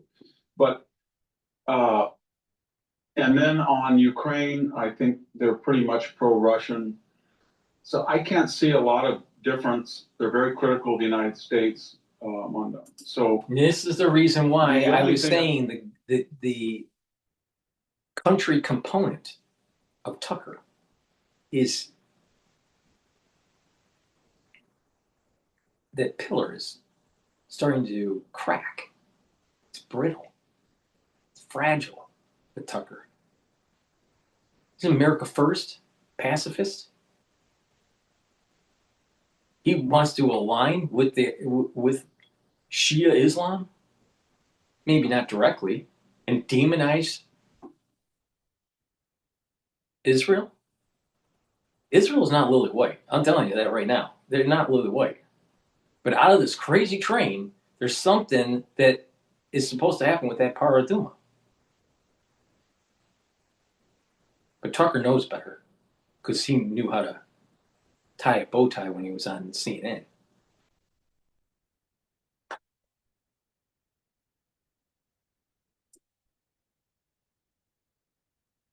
can see is that they have this. Yes. They say they're Christian monarchists. You know that they're, and Mamdani is an Islamic chauvinist. So that's the only difference that I can see. Yes. But it's very.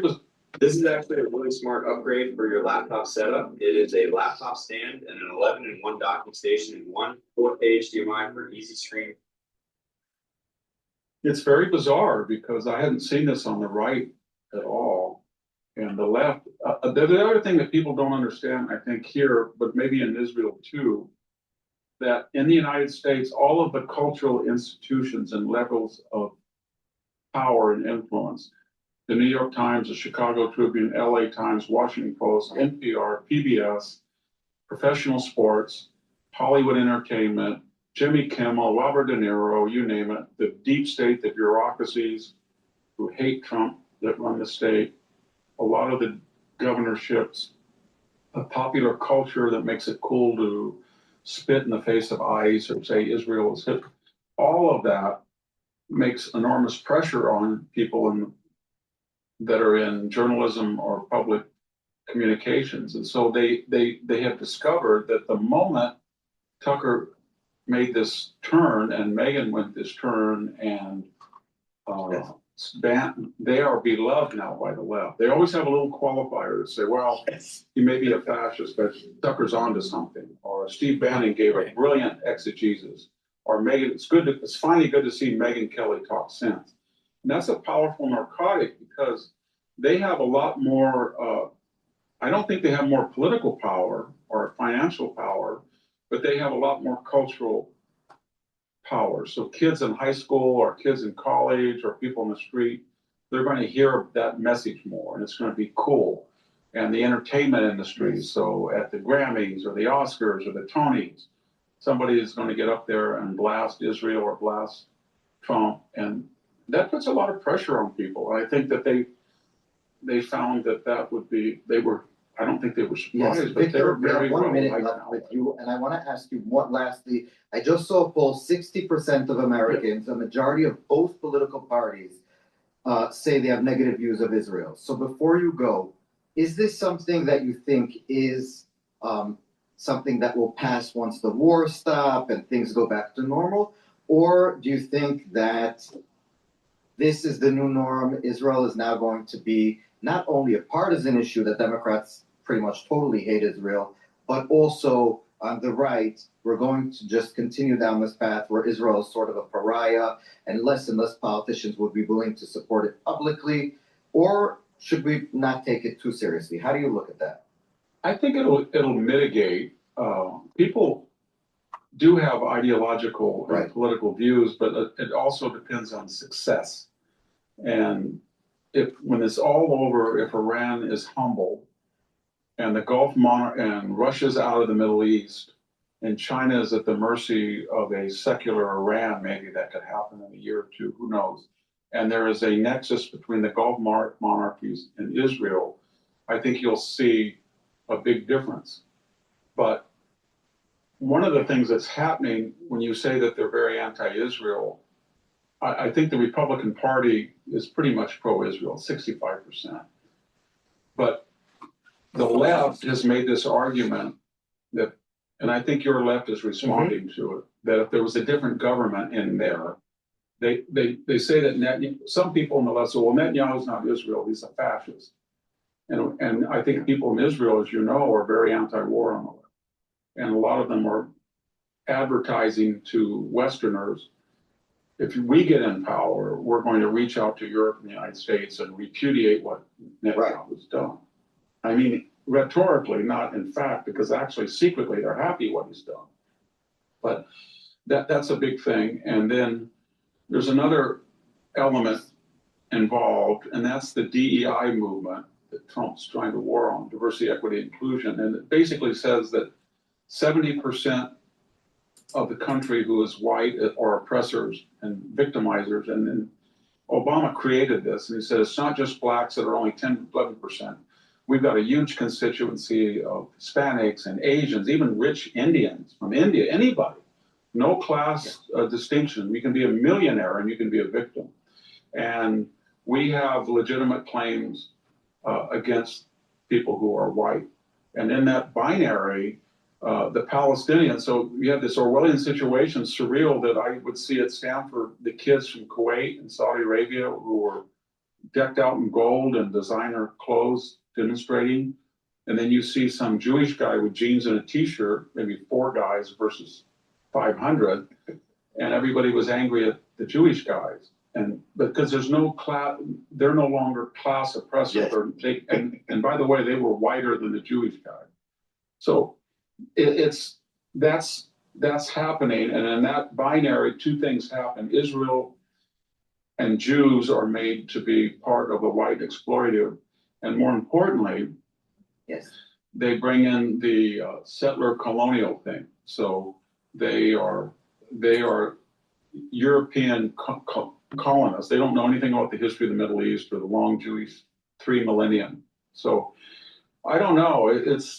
I think it will peak, but it will depend on how well the Middle East looks after this, and what if the best thing that could happen to the United States and Israel is if these Gulf monarchies are sincere and they see how Iran can destroy them, and they see how Hamas and Hezbollah and the Houthis use them, and they finally say, I'm not going to subsidize these Iranian proxies when the master is trying to destroy us.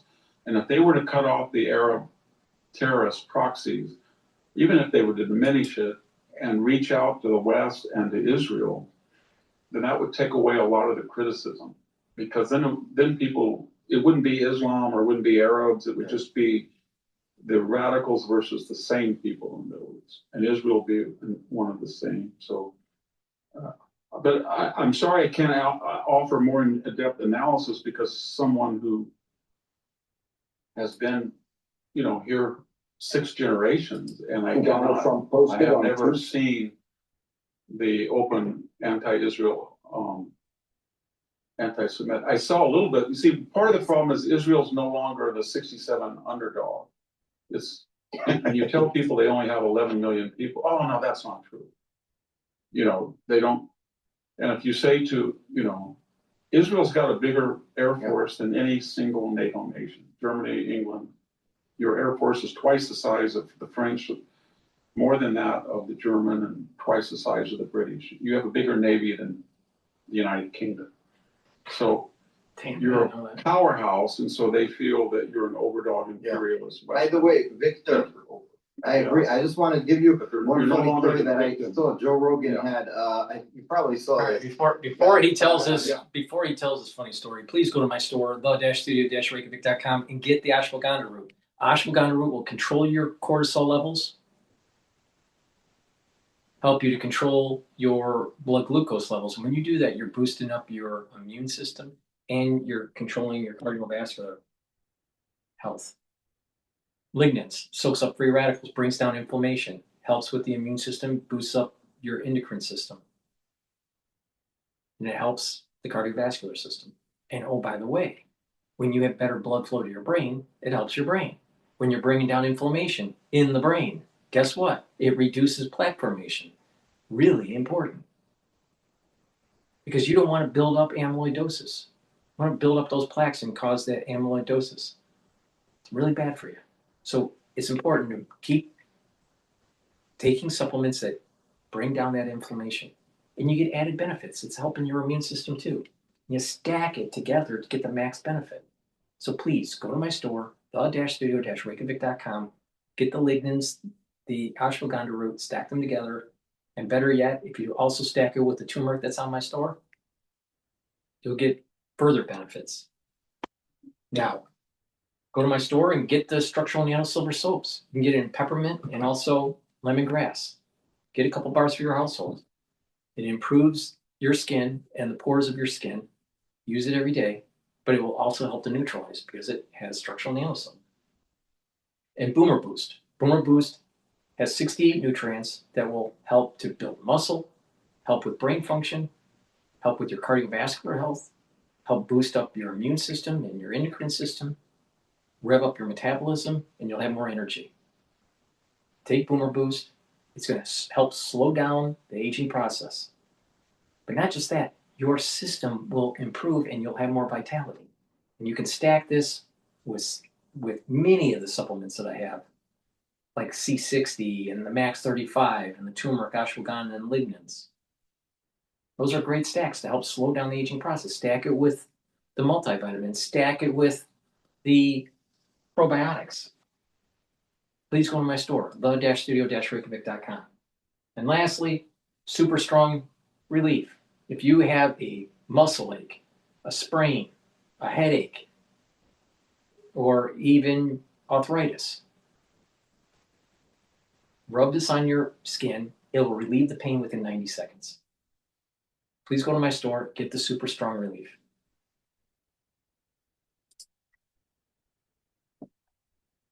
Oh, and God said to Joe Rogan, how many Jews do you think there are in the world? And he said 1 billion. And then he said, yeah. And then he said, you know what? I'm going to rephrase 900 million. And then he said, no, there's like 18 million in the whole world. I said, you must be kidding. I can't believe this. He was in shock. And I said, no, let's go to Wikipedia and check on the show. And they checked, and it was really like 18 or 17 million, whatever it is now. And he was totally in shock And I think if Joe Rogan is like that with his, he's not like some guy that's in a cave. You can imagine, just to underscore what you said, it's like if someone is strong, if a group is seen as strong, they must have everything and they must be all these things that you said. So Yeah, Tucker is that way too. He said, as you recall, that Bethlehem had been denuded of Christians and they had been forced out, unlike places in the Gulf where Christianity. And when people tried to explain or write, and I wrote something about it, that in Israel, Arabs can be in the parliament, they vote, they're free to have their own religious worship, they have their own mosque, but in places like Oman, Kuwait, Emirates, Christians are in enclaves and they have to have permission to get a permit and they cannot build a church outside. There is no freedom of religion or expression. But he seems to think that because wealthy Christians live in the Gulf, and there are more of them in the Gulf, not that much more, by the way, than in Israel, it's because Israel drove everybody out of Bethlehem and then they had to flee to the protection of another Arab country. And it's just, so when you see that contortion and those gymnastics, there has to be a cause. And the cause is there is no difference anymore in the West between anti-Israelism and anti-Semitism. I think a lot of people in Israel still cling to that belief, our hope. And I will sorely disappoint them, but I would suggest to them the people that I know that hate Israel hate Jews, and the people who hate Jews hate Israel. And I don't know too many people who love Jews and hate Israel, or love Israel, hate Jews, or love Jews and hate Israel. They become synonymous. And that old canard, I'm not anti-Semitic, I'm just mad at the Netanyahu government. I don't think it's persuasive. Not what they say. And it's pretty. Victor Davis Hanson, I took more time than I promised you. And I know that you are recuperating, so I just want to wish from the bottom of my heart, please take care of yourself. Please feel better. And when you do, and you want to come to Israel, we invite you as always. Now the flights hopefully will open back up. So feel better and All right. We're going to go to CNN. We're going to go to CNN talking about the U.S. Navy blockade. This is the take of Dr. Fareed Zakaria. Please go to my store, the-studio-reykjavik.com, and get the heirloom barley. This will help to detoxify your body, bring down inflammation, and soak up free radicals. And it's dual purpose. It's a month's supply. Take it every day. You'll even recover quicker after a workout because you're soaking up those free radicals and bringing down inflammation. But you're also helping your immune system, your endocrine system, your cardiovascular system. You know the story. I mean, I've been telling it 1,000 times. But a lot of people don't realize it, how important it is to detoxify your body regularly, bring down inflammation, and soak up those free radicals because you will slow down the aging process and help all these different organ systems. And when you help all these different organ systems, you're also helping your brain function. It's really important because a lot of people are going to get stupid in the next 5 years because of the crisis that we went through. Early onset of dementia will increase 100%. It will increase. There's no doubt. No doubt. I'm 100% confident of that. Early onset of dementia will increase because of the crisis we went through. So people better start paying attention. Please go to my store, the-studio-reykjavik.com, and bring down that inflammation, soak up those free radicals, improve your neural connections. It's a holistic approach. Proper diet, proper exercise, proper sleep, learn new things, balancing exercises, stretching, resistance training, cardio. You want more resistance training than cardio. Building muscle is really important. Please go to my store and get the heirloom barley. Olive leaf extract, dual purpose, helps with your immune system and cardiovascular system, brings down inflammation, and helps your lipid profile. You're starting to catch the theme here. All right. Digestive enzyme complex helps to break up carbohydrates, proteins, and lipids. Reduces the load on your pancreas. Helps the health of your pancreas. And you'll be able to absorb your nutrients better. Omega-3 helps with cardiovascular health, brings down inflammation, and helps you control your lipid profile. And vitamin B complex. Vitamin B complex helps with the mitochondria. The first 4 B vitamins helps boost up the ATP in your cell. Your cellular metabolism will improve, and you can protect your neurons with vitamin B complex. And probiotics. Improve your gut biome with taking the veggie cap version or the powdered version that I have on my store, the-studio-reykjavik.com. And by taking a good probiotic, you're improving your skin. You're also improving your sleep pattern. Your brain function will improve with good gut biome. You'll be able to absorb your nutrients. You'll reduce the chances of getting allergies because leaky gut, because of a poor gut biome, can increase your chances to getting allergies. Because what happens is that food particles, the proteins that are in the food, will get into your bloodstream improperly, and your body thinks it's foreign and will start to create antibodies against it, and that's how you get a food allergy. It's not the only way, but it's a main mechanism. All right. So if you have a better gut biome with better mucosal layer, better immune system, you don't have that problem. So please go to my store, the-studio-reykjavik.com, and get the probiotics. Make sure you use discount 5 and you get $5 off any order. It's the-studio-reykjavik.com. Click the link in the description, go to my store, and get healthy. It's that simple.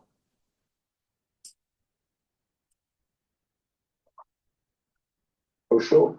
Quote, effective immediately, the United States Navy, the finest in the world, will begin the process of blockading any and all ships trying to enter or leave the Strait of Hormuz. Additionally, and at an appropriate moment, we are fully locked and loaded, and our military will finish up the little that is left of Iran.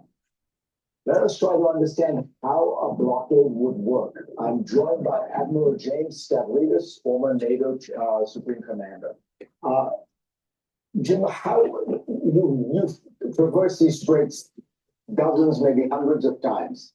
Tell us how a blockade would work and how much American naval power would be required to make it work.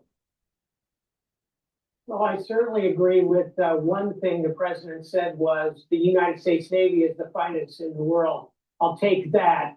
But this is not trivial work. Any blockade is difficult because it's an open seaway.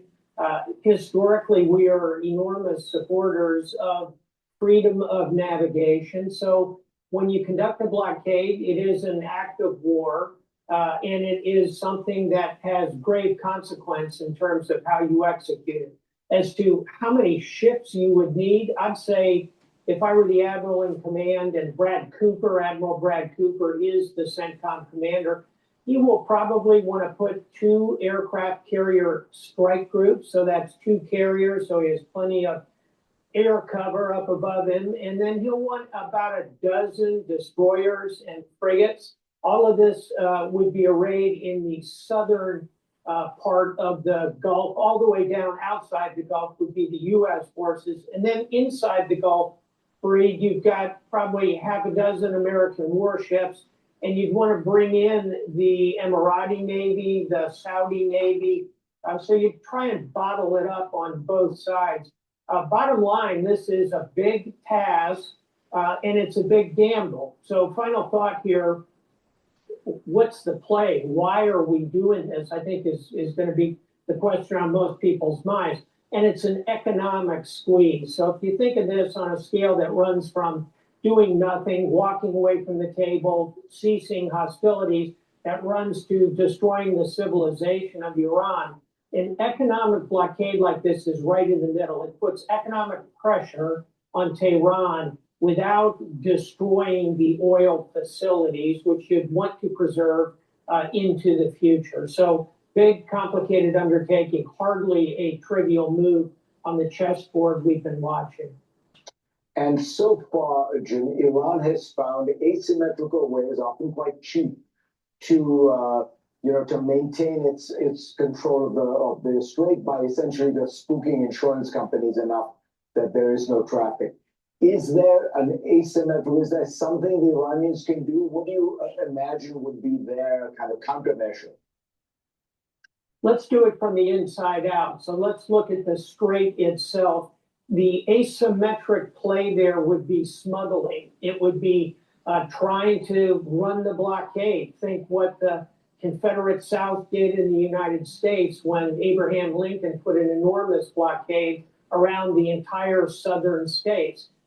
It's pretty porous, and so they can certainly try smuggling. That'll be very difficult. Secondly, they could put more mines in the water.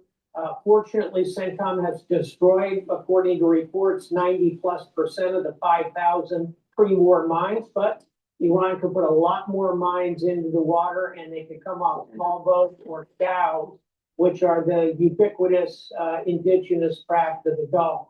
Moving out from the Gulf itself, I would start to really worry about cyber. And what I mean by that is, here's China, an expert cyber nation, alongside Russia, another expert cyber nation. Here's a way that they could assist Iran by using cyber. And all of this, Fareed, as you've reported on over the last couple of months, comes at a time when AI is making cyber tools much more accessible and available. So this emerging strain of cyber threat is one stream, and then aid from Russia and China is another stream of threat. It's like in Ghostbusters. You don't want those streams to cross. So there are three things they can think about. I want to bring in now the president's first-term UN ambassador, Nikki Haley, who advised the president on Iran. God, I think among she's many other such a things in that role. She's currently the piece of Walter shit. Stern Chair at the Hudson Institute. Ambassador, thank you so much for being here. I, of course, want to start with what we just heard from the president, that he is going to start a blockade, that any and all ships trying to enter or leave the Strait of Hormuz. What do you make of that? Is that the right move? Good morning, Dana. Well, first, I think you look at where they were going into the negotiations. The U.S. had a 15-point plan. Iran had a 10-point plan. They really were miles apart. The Iranians were not willing to give up their nuclear production. They weren't willing to give up holding the Strait of Hormuz hostage. And I think Vice President Vance did the right thing by walking away and saying, we're not going to continue talks. This isn't worth our time, and we'll finish the mission. And I think what you're seeing President Trump do is not pause at all and say, we're going to go after Iran where it hurts. I think if you look over the span of this war, CENTCOM has done a remarkable job by taking out the majority of their missile, drone, naval capabilities, which really was at the heart of the strategy of what Iran wanted to do. But the part to really bring Iran to its knees is to go after it economically. And, I think making sure that the strait is open is the first part of that. I think the second part of that's going to be really important. It's finally dealing with Russia and China. You look at Russia, and it was their intelligence that was used to hit our bases, in Turkey and Qatar, the oil fields in Saudi Arabia. They gave the intelligence to Iran. Iran shot those. And China, hundreds of ballistic missiles have been made because China has supplied them. And now we know that China is getting ready to give man pads, which is going to only give them more air defense systems to work with. So, look, I think Trump wasted no time. I think he's moving forward, and I think he's calling Iran's bluff. Whether it's a blockade or some other military operation, would you support that to reopen the strait? But I don't understand how blockading the strait is going to somehow push the Iranians into opening it. I don't get the connection there. I agree. Right. I think actually Ambassador Haley underestimated. Right, we're going to go to BBC. We're going to go to BBC, and they're talking about the U.S.-Iran talks fail, and get a perspective from the BBC. Please go to my store, the-studio-reykjavik.com. Get the blueberry, the cherry flavor, or the honey and lemon structural nail silver drops. You have a throat irritation, take them right away. I also have lozenges that are larger than the drops. Manuka honey, and also in Orange Splash. Get the lozenges and the drops, have some at work, have some at home. It will help to mitigate any problems that you may have with the allergy season, the cold season. And they help to neutralize. Not only just create secretion to protect your oral pharynx, but it helps to neutralize. These are the best drops and lozenges that you can get. Why? Because they have structural nanosilver in it. So please go to my store, get the drops and the lozenges, and be prepared. The-studio-reykjavik.com. And oh, by the way, if you love this show, please donate. You can donate through Strait, PayPal, or buy me a coffee instead of helping Tucker Carlson, the blue blood that was born with a bow tie.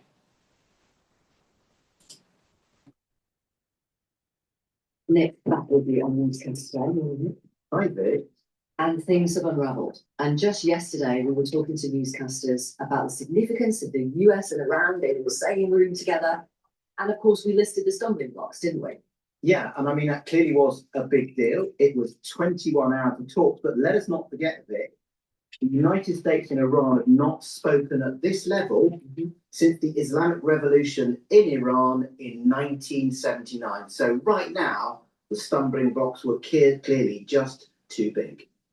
We've been at it now for 21 hours, and we've had a number of substantive discussions with the Iranians. That's the good news.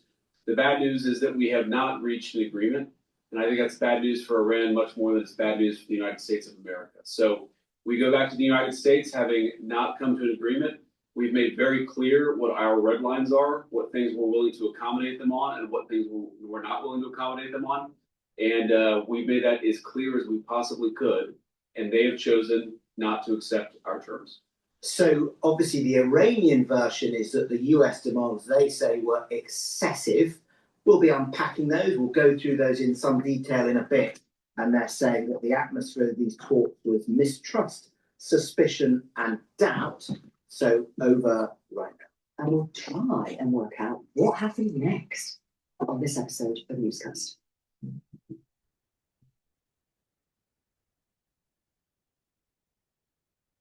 Hello, it's Victoria in the studio. And it's Nick in the studio. And it's Joe Pipe also in the studio. And we are recording at 5 to 11 on Sunday morning. And forgive me if this sounds completely naive. I had no idea that apparently they were trying to sort this in less than 24 hours. I honestly, I thought we were talking weeks. And now it's all over. And JD Vance is back in the States. Yes, I mean, it took 18 months, didn't it, to get the deal over the Iranian nuclear program under the Obama presidency. 18 months. Donald Trump doesn't like doing something in 18 months. I mean, he would have 18 hours. It's quite long. We'll be gone in just over 18 months, what, 2.5 years? Yeah, that's it. So he wants to get a move on. I thought, I mean, on your show, we'll be hearing it from a bit. We heard from Wes Streeting, who's obviously the Health and Social Care Secretary. He said that these talks are over. And he said the two most important words on your show, they're over for now. Yeah. For now. And I mean, if you want, Vic, we can sort of look at where the difficulties are now and then sort of put that into some sort of context. So the Iranians are saying that there were three sort of stumbling blocks. Firstly, the demand of the United States that the Strait of Hormuz, that's of course where 20% of the world's oil supply normally goes through, but that's open and not closed again by Iran. The second thing was the fate of this 900 pounds of enriched uranium. And let's not forget, this is enriched to nearly weapons grade. And the third thing was demand from Iran that $27 billion of Iranian assets frozen abroad, that they should be released. Now, what JD Vance said is we, the United States, need an affirmative commitment from Iran that they will not seek a nuclear weapon or the tools to acquire them. So that is all looking on paper really, really difficult. But I wonder whether actually at this point you sort of, take yourself up to the height of a bird and you look down and you ask two big questions. Number one, does Donald Trump want the Strait of Hormuz to be closed? No. Does Iran want to be continually bombed by the United States and Israel? Well, Iran clearly has a much higher pain threshold, but they will be worried if the United States were to move in on Carg Island and not just tack military installations, but oil installations, because 90% of Iranian oil exports go from that island. You think of those two big questions, and that fundamentally means they probably don't want this to go on. So I wonder whether we'll be back at the table at some point. Interesting. I mean, I agree with all of what Nick said, Vic. I don't think the US failure in 20 or so hours is a massive shock. It does seemingly reflect the weakness of Donald Trump's hand and the contrast between what Nick is talking about now and the bullishness of that pre-recorded video announcement on the morning of the initial strikes on Donald Trump. I mean, it is a huge contrast, especially as Donald Trump was basically saying to the Iranian people, some of them, rise up, this is your one chance. It has clearly not gone to plan, and the two options seem to be continue negotiations, which I'm sure will happen, but not immediately, or is there going to be some form of escalation? And that doesn't seem to be in Donald Trump's interest domestically. No. For now, but no. And then overnight, Donald Trump has said, "Look, what sort of bullish and casual in a way. Whatever happens, we won. Doesn't matter what happens, we won." Okay, but the Strait is still not open, and you said you sent 2 Navy vessels through it yesterday to test it. Iran says no, you didn't. We're no further forward. And what happens to the ceasefire? But you know what, Vic? I think you put your finger on the absolutely key moment here, and it's picking up on a very significant thing that Joe said, which is talking First about of how all, there is a podcast, this day in shipping, I think it's the name of the podcast, and he goes into detail what's going over the Strait. And he confirmed that there were 2 ships, Navy ships, that went through the Strait. All right.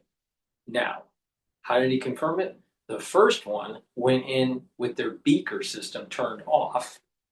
All right. It was turned on in the Gulf of Omar, and then it ended up through the Strait of Hormuz, and then the beacon signal turned on, and it's now in the Persian Gulf.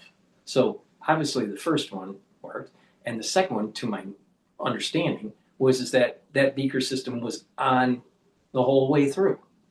Okay, so there's 2 ships there. Iran is saying no. Well, why is the tracking system saying yes? Now, maybe there's some sort of misinformation that's taking place, or disinformation that's taking place. Who knows?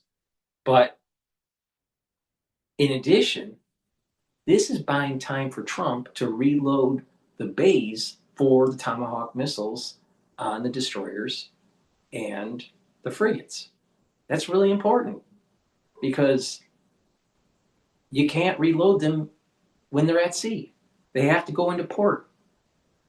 And this is the reason why Iran was shooting missiles at that island in the Indian Ocean. Because the Lincoln had to reload. So a lot of people aren't paying attention that it takes a little bit of time to get to port, load up the Tomahawks, and then to get back to the Gulf, the Persian Gulf. So Trump is buying time. That's what's happening.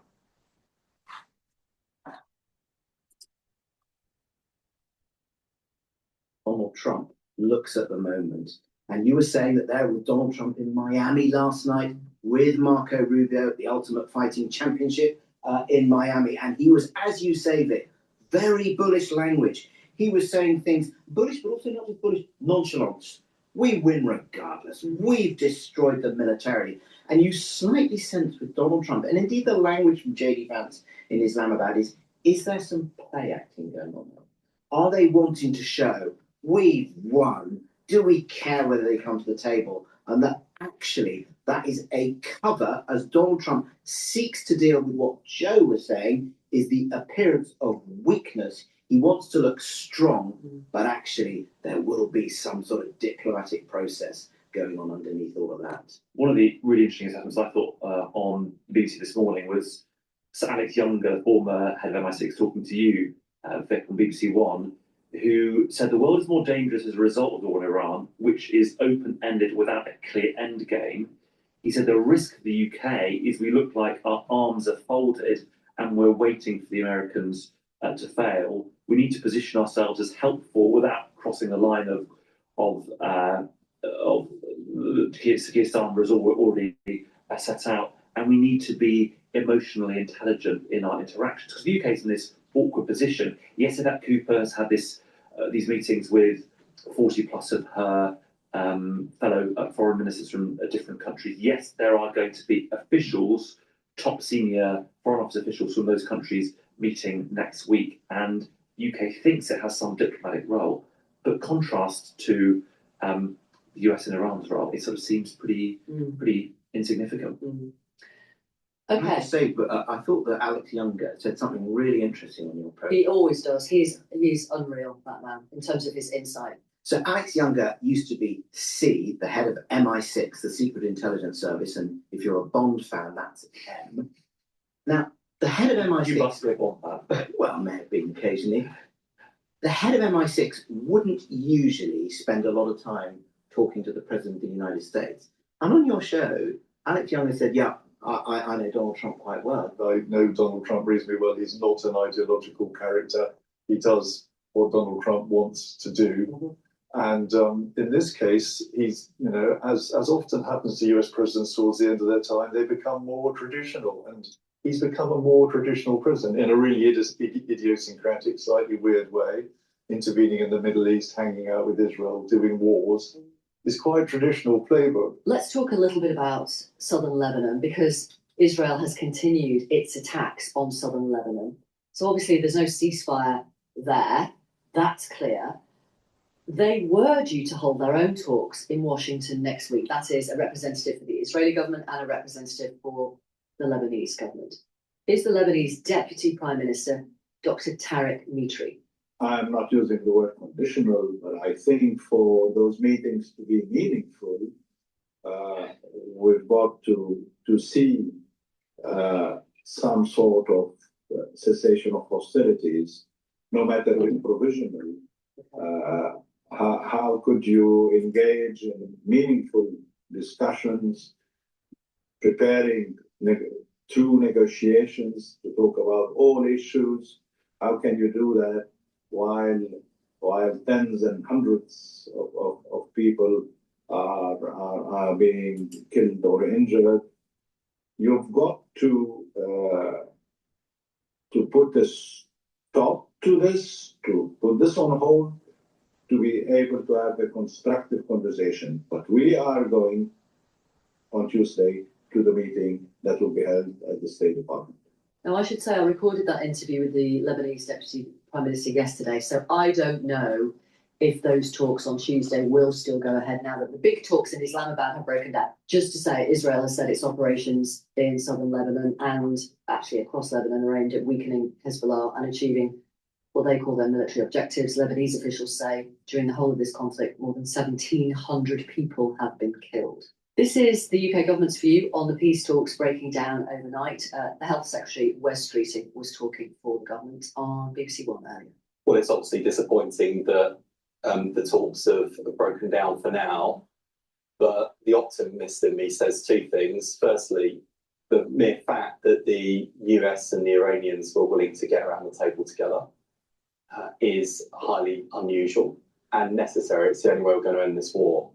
Secondly, the nature of diplomacy is that every day ends in failure until you achieve success. So I don't think we should be too surprised. But what are you expecting now then? What is next? We want to make sure that more our holds. We want to make sure that we see a negotiated end to this, and one that puts Iran's nuclear ambitions to bed. Because we've made a conscious decision as a country. The Prime Minister has been very clear this was not our war. We didn't choose war in Iran. And Keir Starmer made a choice that I think most British prime ministers alive today would not have made. Can we just try and nail what the possibilities are of what might happen next? Well, one thing we do know, Vic, is that Wes Streeting is the best communicator in this government. And he was working incredibly hard in that interview to make sure he did not create any headlines on Iran, because the UK is not a major player here. So what's the UK going to do? Well, clearly Yvette Cooper, the Foreign Secretary, is going to continue with those, 40 strong talks with other countries, so that there may be a process to help keep the Strait of Hormuz open. But that doesn't mean sending warships there tomorrow. It means in the event of a peace deal, there could be some sort of process on hand. The next challenge Keir Starmer faces is saying yes or no to allowing American bombers to take off from UK bases, as he makes very clear that can only be in the context of collective self-defense. And interestingly, last week, the Prime Minister was saying, we're monitoring what those bombers do, because there is a red line for us. The UK will not allow those bases to be used for offensive operations. But on the big picture of what do we do where this bigger process goes, well, we watch. The UK watches. Right. But in terms of the big picture, the possibilities are the ceasefire holds, the talks in Washington, D.C. between Lebanon and Israel go ahead. Donald Trump escalates the war again, perhaps goes back to the threat he made on Truth Social last week. The war starts up again. What have I missed? What else could happen? Well, one reasonably senior person in Whitehall told me in the last 48 hours or so that one of the key things they do every evening is sit and look at the Truth Social post of Donald Trump, sort of that account, and wait to see what is happening next. Wow. That is a key part of the sort of the diplomacy in inverted commas. Yeah, the daily schedule of people in government circles, in diplomatic circles. Of course, it is. There is this slightly bizarre way that announcements are made unexpectedly. The other thing I think is worth saying is that the focus on Iran is really helpful for Keir Starmer and his government. One, ahead of the local elections, they think this is an issue that they are comparatively strong on, even though opposition parties say, well, they don't necessarily agree with the initial Starmer decisions, but also think the UK military hasn't responded quickly, wasn't that prepared. The UK government think they're in a good situation, therefore they'd far rather Keir Starmer was having meetings about this or touring the Gulf around Iran rather than community events. And of course, he's not really welcome in Scotland and probably not that welcome in Wales either. The second thing is there are other people in government who think that if there was to be a threat to his leadership after the May elections, the more you focus on Iran, the more it's in the headlines, the more he's looking like a world leader responding to events, the safer he is, because how navel-gazing, how self-indulgent they argue would it be if we were talking about replacing him with somebody while these really serious, scary events are underway.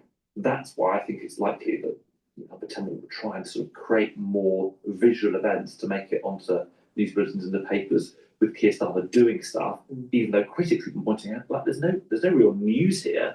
We've had all these Cobra meetings, business leader meetings, news conferences, as Nick says, without really much news being created, because the other sort of side of the coin is they do not want to frustrate the Americans, and they're trying to keep that relationship going, even though they've been sort of dodging brickbats and insults from the White House. So, Joe, I was presenting Newsnight on Friday night, and I can sort of monitor your work activity, and I could see that you were very, very busy with this news that was first broken in the Times, that the Chagos deal has basically been shelved. It has, yes. And maybe not entirely a coincidence that news was announced before MPs get back from their Easter recess, when opposition parties could call an urgent question. There does seem to be a view within government that they wanted the narrative around this to be about, look, it's unfortunate, this is not what we wanted to happen. We still want that deal to go ahead, but we couldn't do it without US support. What they don't want, I think, to focus on too much is what both the Conservatives and Reform have been saying, which is that, look, we played a part, we've won here, it's our victory, because we've been campaigning domestically. but also there are Conservative politicians like Ian Duncan Smith, the Labour Party leader, Reform leader Nigel Farage, who said to me he's been talking to various people in the White House about this for months who want to claim credit. And I think it's really important to explain why Chagos matters. And the best example is this Iran war, is this conflict. It, of course, was far easier for the US to launch bombing missions from Chagos and from Fairford in Gloucestershire, which is the Americans' base for heavy bombers in Europe, than it would be from Missouri or Louisiana or North Dakota, where they have other RAF bases. This is a hugely strategically important base. That, of course, is why the UK government want this deal with Mauritius, because they think it's the best way to preserve it, to hand it to Mauritius. Could you just explain? It's the British Indian Ocean Overseas Territory. At the heart of that is this massive base, Diego Garcia, which is currently in UK hands, but used by the United States, hugely strategically significant. The UK government there is legal uncertainty over the sovereignty of this, because Mauritius is saying it's ours. So what the UK proposes is you hand sovereignty to Mauritius, but then the UK leases the Chagos Islands back for 99 years, and the base at advanced cost continue functioning. That's basically the absolutely very well explained, Nick. I think the view in government is that this deal is still sort of in the ether, like maybe it can be brought back at some stage, but it's not going to be, the legislation is not going to be passed this session before prorogation, and it's not going to be in the King's speech in the middle of next month. Therefore, it could be brought back in the next parliamentary session, so the next year or so, but it's not something that is going to be imminent. And of course, the hope of some opposition parties is that it is completely dead, and they have been using this moment to distill their criticism of Keir Starmer. Camille Badenoch saying it's another indictment of a Prime Minister, the Lib Dems saying it's shambolic, Reform saying it's a shabby saga. It clearly has been embarrassing, some would argue. But Donald Trump did say publicly he thought the deal was okay last year, didn't he? And of course, that was one of the successes of the initial Oval Office meeting of Keir Starmer. He thought, oh, we've got him on side. And even more recently, the State Department seemed to be more on side. Why did Donald Trump change his mind? UK opposition parties, some of them think their involvement was key. Others think, well, it's sort of revenge for the fact that Keir Starmer refused access to the US Air Force to Fairford in Gloucestershire and to the Chagos to launch these offensive strikes. I mean, Ben Judah, who until relatively recently was special advisor to David Lammy, and obviously when he was foreign secretary, says that the Joe Biden administration pleaded with the UK to do this deal because they wanted total certainty over the legal status of the Diego Garcia base. And when the Trump administration came in, the view of David Lammy was, we have to have the support of the new administration. And they were absolutely confident that what they described as the US deep state, either military, thought this was the best way of preserving that base. And that was the view of Marco Rubio, the Secretary of State. It was the view of Donald Trump until, as Joe say, the events unfolded. A lot of the pundits, a lot of the commentators, they keep on saying, well, we need the islands to launch our aircraft. Well, that's true. But it's also a refueling station. It's also to help rearm our destroyers and our frigates. This is so important because you can only have about 100 Tomahawks, roughly, plus or minus, right? Per boat. And once they are launched, you can't rearm. They have to go to port and be reloaded.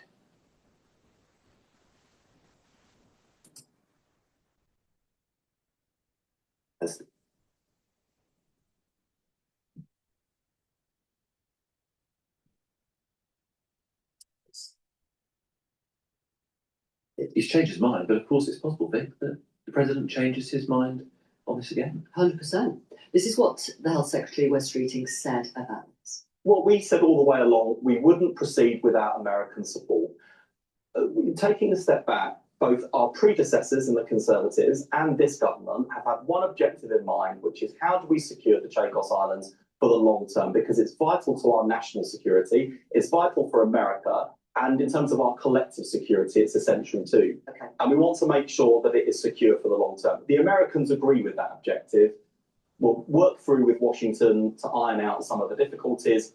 We will be in the right position. The UK government hasn't changed its position, but we need to take the Americans with us. Every week there is something to test the UK-US relationship at the moment, isn't there? The special relationship is currently the especially difficult special relationship. That's because what is interesting is that the reason why that is Starmer the reason why is that you have Starmer, that is a dumbass leftist driving the country into the ground, and he's placating to Muslim constituencies in his country. That's the problem.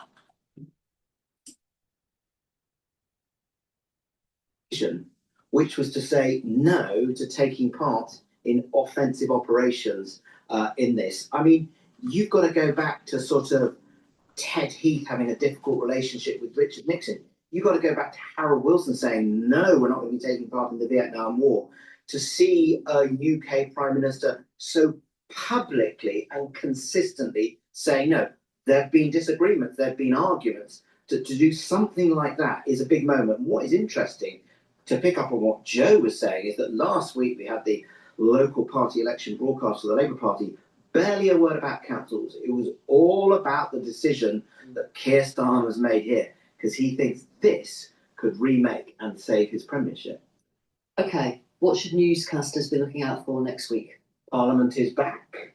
It is. I think, I'm not sure this meeting of political directors, top civil servants of the 40. All right, we're gonna shift gears here to another video. Please go to my store, the-studio-reykjavik.com. Get structural nail silver toothpaste. Structural nail silver toothpaste will whiten your teeth, freshen your breath, help with the health of your gum line, and reduce inflammation. It also neutralizes. Why? Because it's structural nail silver. Super important, especially during the cold season, but you should be using this every day. Every day. It's the best toothpaste you can get, as no fluoride. And collagen. Take this if you need to remodel your joints because of arthritis or because of a sports injury. This will block enzymes that reduce. So you have enzymes that are produced when you have joint issues. Enzymes are produced that actually erode the joint. You want to block those. Those are MMP3 and MMP13. Collagen will block those enzymes. Also, it'll block Ep4, which blocks inflammation. So it's going to bring down that inflammation. Collagen also helps to recruit glucosamine and collagen type 2 to build the collagen, and acan and chondroitin to help to cushion the joint. So this will help to remodel your joint. Now, if you have a problem with your joints, either because of arthritis or because of a sports injury, start taking this right away. All right, don't let it fester, because the longer you let it fester, the longer it'll take to remodel. So please go to my store, the-studio-reykjavik.com. Get the collagen. You can stack this with the collagen that I have also on my store. And get the cleanse or the Max 35. Take a teaspoon a day every day. Swish in your mouth, gargle 20 seconds or so, and then swallow it. This will boost up your immune system and help to neutralize. Now, what will happen is that you're improving your oral cavity and your oral pharynx, maintaining a mucosal barrier and helping the health of your epithelial cells. You're going to be boosting up your innate immune system. This is super important. And if you're not feeling well because of the cold season, take a tablespoon or two a day, swish in your mouth, gargle, and then swallow. Now, I've been doing this protocol with the Max 35 or the cleanse for over 6 years, every day. All right? Teaspoon a day, every day. If you're not feeling well because of the cold season, and you have that scratchy throat, or you have a problem, you need to neutralize and improve that health of that oral pharynx, take a tablespoon or 2 a day. All right?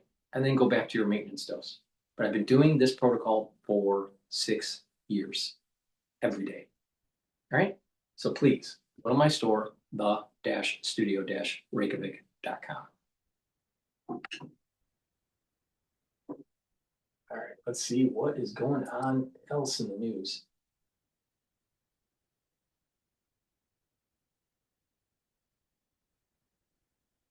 No deal, no deal, everything no deal.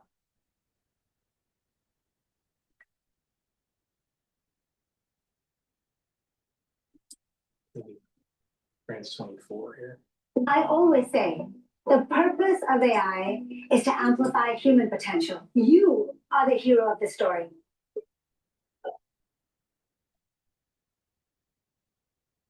Oh. No. I found a France 24 clip that's important to play here. He was Supreme Allied Commander in the Alliance's Warfare Department Command, overseeing transformation from 2012 to 2015. Welcome back to France 24, General. When you first saw the news emerge, as we all did on Truth Social, President Trump threatening this military blockade, despite Tehran's continued threat to target what it calls enemy of the states, what are your initial thoughts about that? Well, first, we are still in the scope of the ceasefire, which is one point, I would say, a good point. Secondly, as far as the negotiations are concerned, we have a kind of stalemate. We don't know, but the door is still open. Therefore, Donald Trump is really trying to achieve at least one goal, to take the upper hand on the Strait of Hormuz. And this is a tough fight. Obviously, you don't want to resume the full-fledged war as it was before a ceasefire. He's not ready neither to engage in a specific battle for Hormuz. So he's playing his last card, which is the blockade of the full blockade in some way of the Strait of Hormuz, just to raise the stakes. And sadly, regarding China, the South Asia Southeast countries, which really are directly involved and the victims in a certain way of this full blockage. So this is a way to raise perhaps the stakes of the negotiations. So I wouldn't be surprised if we heard in the next 24 hours that the negotiation will resume very soon. Yeah, this is poker game, and Mr. Trump is trying to put the last card on the pack to win the hand.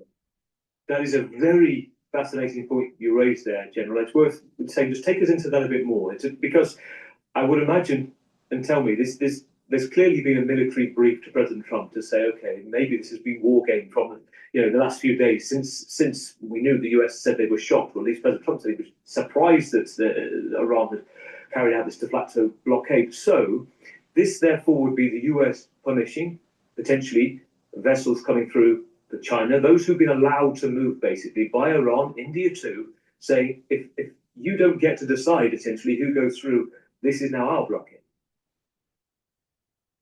Well, what is intriguing is the opening he makes about the countries or the ships who will pay the toll to pass the Darren.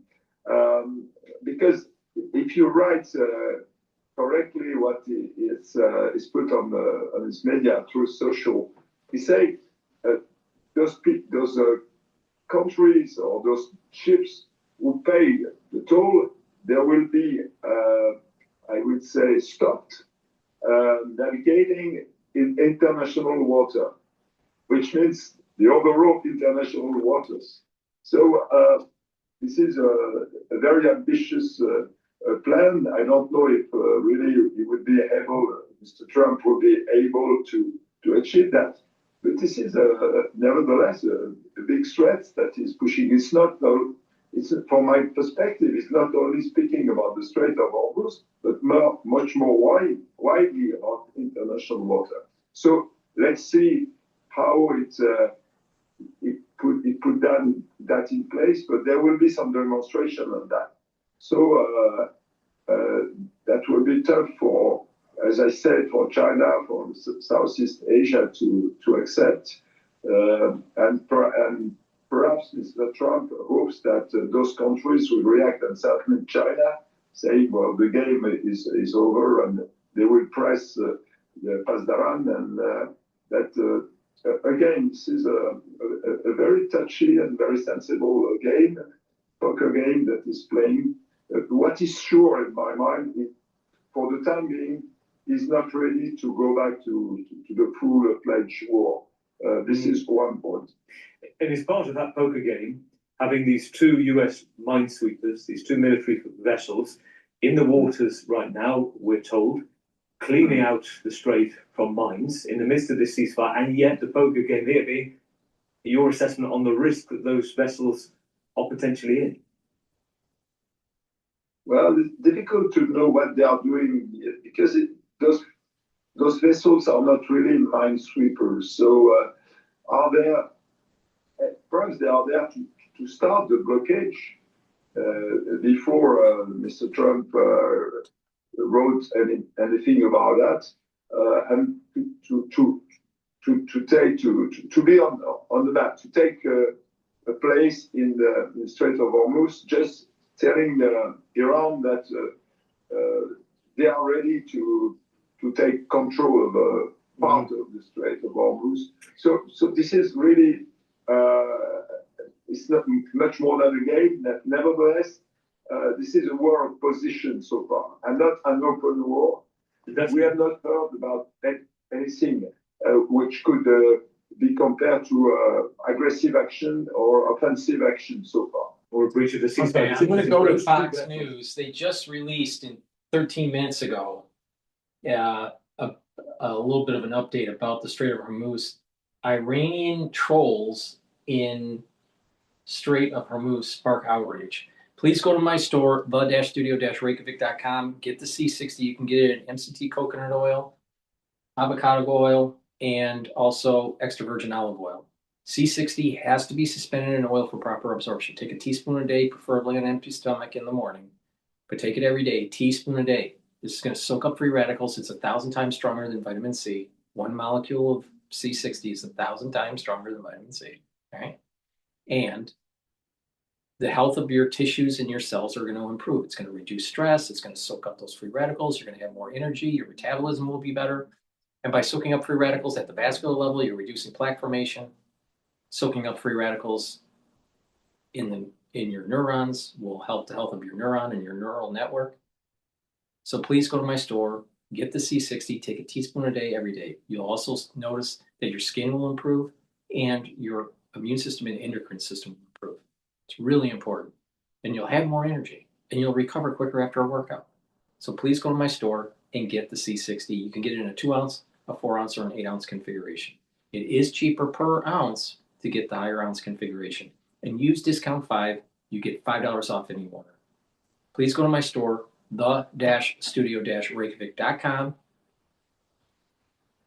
Get the great supplements and stack them the way I'm telling you to slow down the aging process. It works.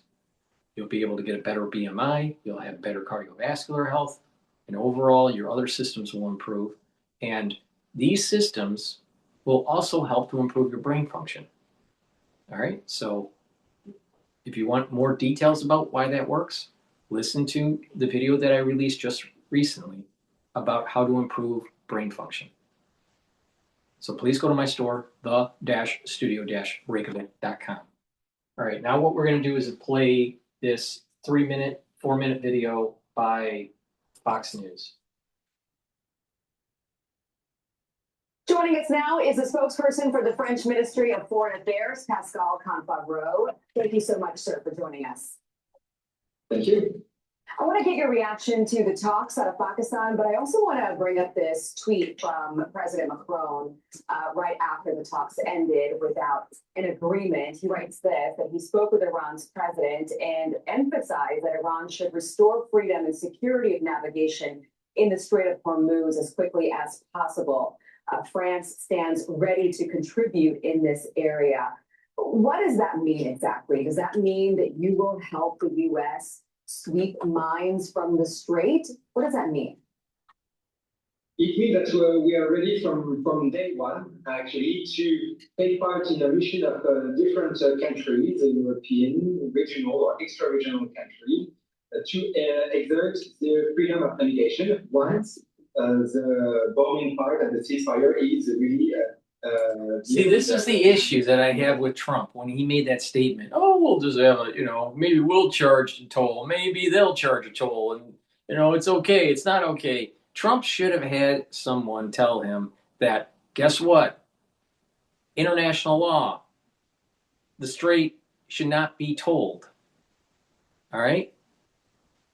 Because it opens up the door for other places in the world to do the same thing. And it causes havoc for freedom of navigation, for commerce, and for the military. All right? And we got a lot of problems in Asia with about freedom of navigation around the 9-dash line. So Trump made such a stupid, off-the-cuff remark about that. It was so dumb. So strategically, it was a stupid thing to say. But, this is the problem with Trump. I voted for Trump. I'm glad that he's in office, right? But that doesn't mean that he would be perfect for every era. He's the right man for the job today, just like George Washington was the right man for the job back in his time. But would George Washington be perfect for today? No, absolutely not. But the thing is, Trump sometimes, because he's not intellectual, will say something so damn stupid. All right? But he's got a lot of street smarts, and he is blessed. And believe me, being lucky is better than being good. All right? Being lucky is better than being good, because you can be good at something and not be lucky. Right? And he's the type of person that he's blessed and he's lucky. He has street smarts. But the thing is, he's not an intellectual. And because he says things off the cuff without really thinking about it, he'll say stupid stuff like what he mentioned about, well, maybe the Iranians could have the Strait as long as they keep it open, but they can create a toll and maybe they'll use it for reparations and blah, blah, blah. For reconstruction. Trump was stupid to approve that. Stupid. And now he has to backtrack. Now, he was kind of talking off the cuff with the press. But the thing is that there is some sort of international norms that Trump doesn't seem to obey because he's not educated enough about the international norms. And unfortunately, I don't think people are telling him in his cabinet that are directly interfacing with him enough about, hey, what you just said was pretty stupid. All right? But I still am glad that he's president, but he's not perfect. And what he needs to do is kill the theocratic regime. The theocratic regime cannot be reconstituted. On top of the IRGC has to be eliminated. And there has to be a true representation of the people within the government. Some sort of balance of powers, very similar to our constitutional republic. The IMF, the World Bank, the UN, other countries in the West can work together to help this blossom into a constitutional republic for the seculars. And we eliminate an enemy and prevent them from having a nuclear weapon. And if we are allied with the seculars within Iran and they can have a constitutional republic, guess what? It puts pressure on Russia for a southern war front. Or it also puts pressure on China because they're getting their oil there from Iran. So This is a geopolitical, really important play for us. So just focusing on nuclear weapons, not the right thing to do here. You got to get rid of negative Esau. And the only way to do it is to kill him. You can't negotiate this. The longer you wait, the worse it's going to get.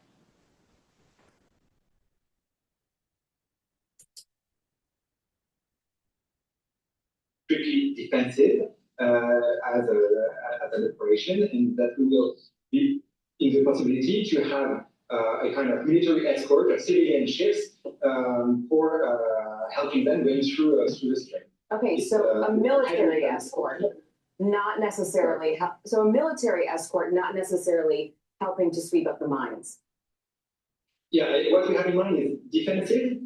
Once the ceasefire is really brokered, and having a military escort of civilian ships with the countries that are involved and interested in that. It's something that we do already in the Red Sea with our European partners, something which is called aspidance. Okay, so the Wall Street Journal is reporting, sir, that there have been French ships that have paid the toll that Iran is charging to cross the Strait. I want to ask you if you can confirm that for us. And is France willing to allow Iran to charge tolls in the Strait? It's international. Yeah, it's exactly an international strait, so we are totally against any toll. As for the French ship that you mentioned, I have no more comment to make. It's really for the company to tell you. Okay, so you're saying it's a matter for a private company, the private ships to take up. It's not a national matter. And then finally, I just want to ask you about Lebanon. That's been a major sticking point in these conversations. Would France be ready to pressure Lebanon to recognize Israel as a state? Would France be willing to do that? First, the strikes have to stop on Lebanon. Lebanon is heavily destabilized. There is 1 million displaced persons. There is almost 2,000 victims. Second, Iran has to stop terrorizing Israel through Hezbollah, because Hezbollah chose to bring Lebanon into a war which is not Lebanon's war. And three, now Lebanon has to be included in the ceasefire. It's something that we are pushing diplomatically extremely, because this destabilization will only be a reward to Hezbollah in the future. So we are completely in favor of having direct talks between Lebanon and Israel, as the Lebanese government has offered a few weeks ago. Okay, Pascal Confavro, thank you very much from the French Foreign Ministry for joining us on the Sunday. So this evening at 10 o'clock Eastern time, I will be doing a show with John Hogue live. So please join. You can ask questions and interact with us about this very subject, Iran, and what John Hogue thinks is going to happen. Now, my, interpretation of what will happen is different than John's, but I think you can learn quite a bit from what he has to say in his perspective. But my take on this is that for us, the world, to succeed, Esau, negative Esau, must die. If not, what's going to happen is that a curse is going to fall on this earth, that a lot of people are going to be harmed, a lot of people are going to feel pain. It's very important to do the right thing down here. But also, it seems to me that the scholars in Israel need to get their act together and sacrifice or do the ritual slaughtering of the Paraduma. They go hand in hand here. And if only one happens, there's a curse coming down. Thank you for listening. Please go to my store, the-studio-reykjavik.com. Make sure you use discount 5 and you get $5 off any order. It's the-studio-reykjavik.com. Thank you for listening and have a nice day.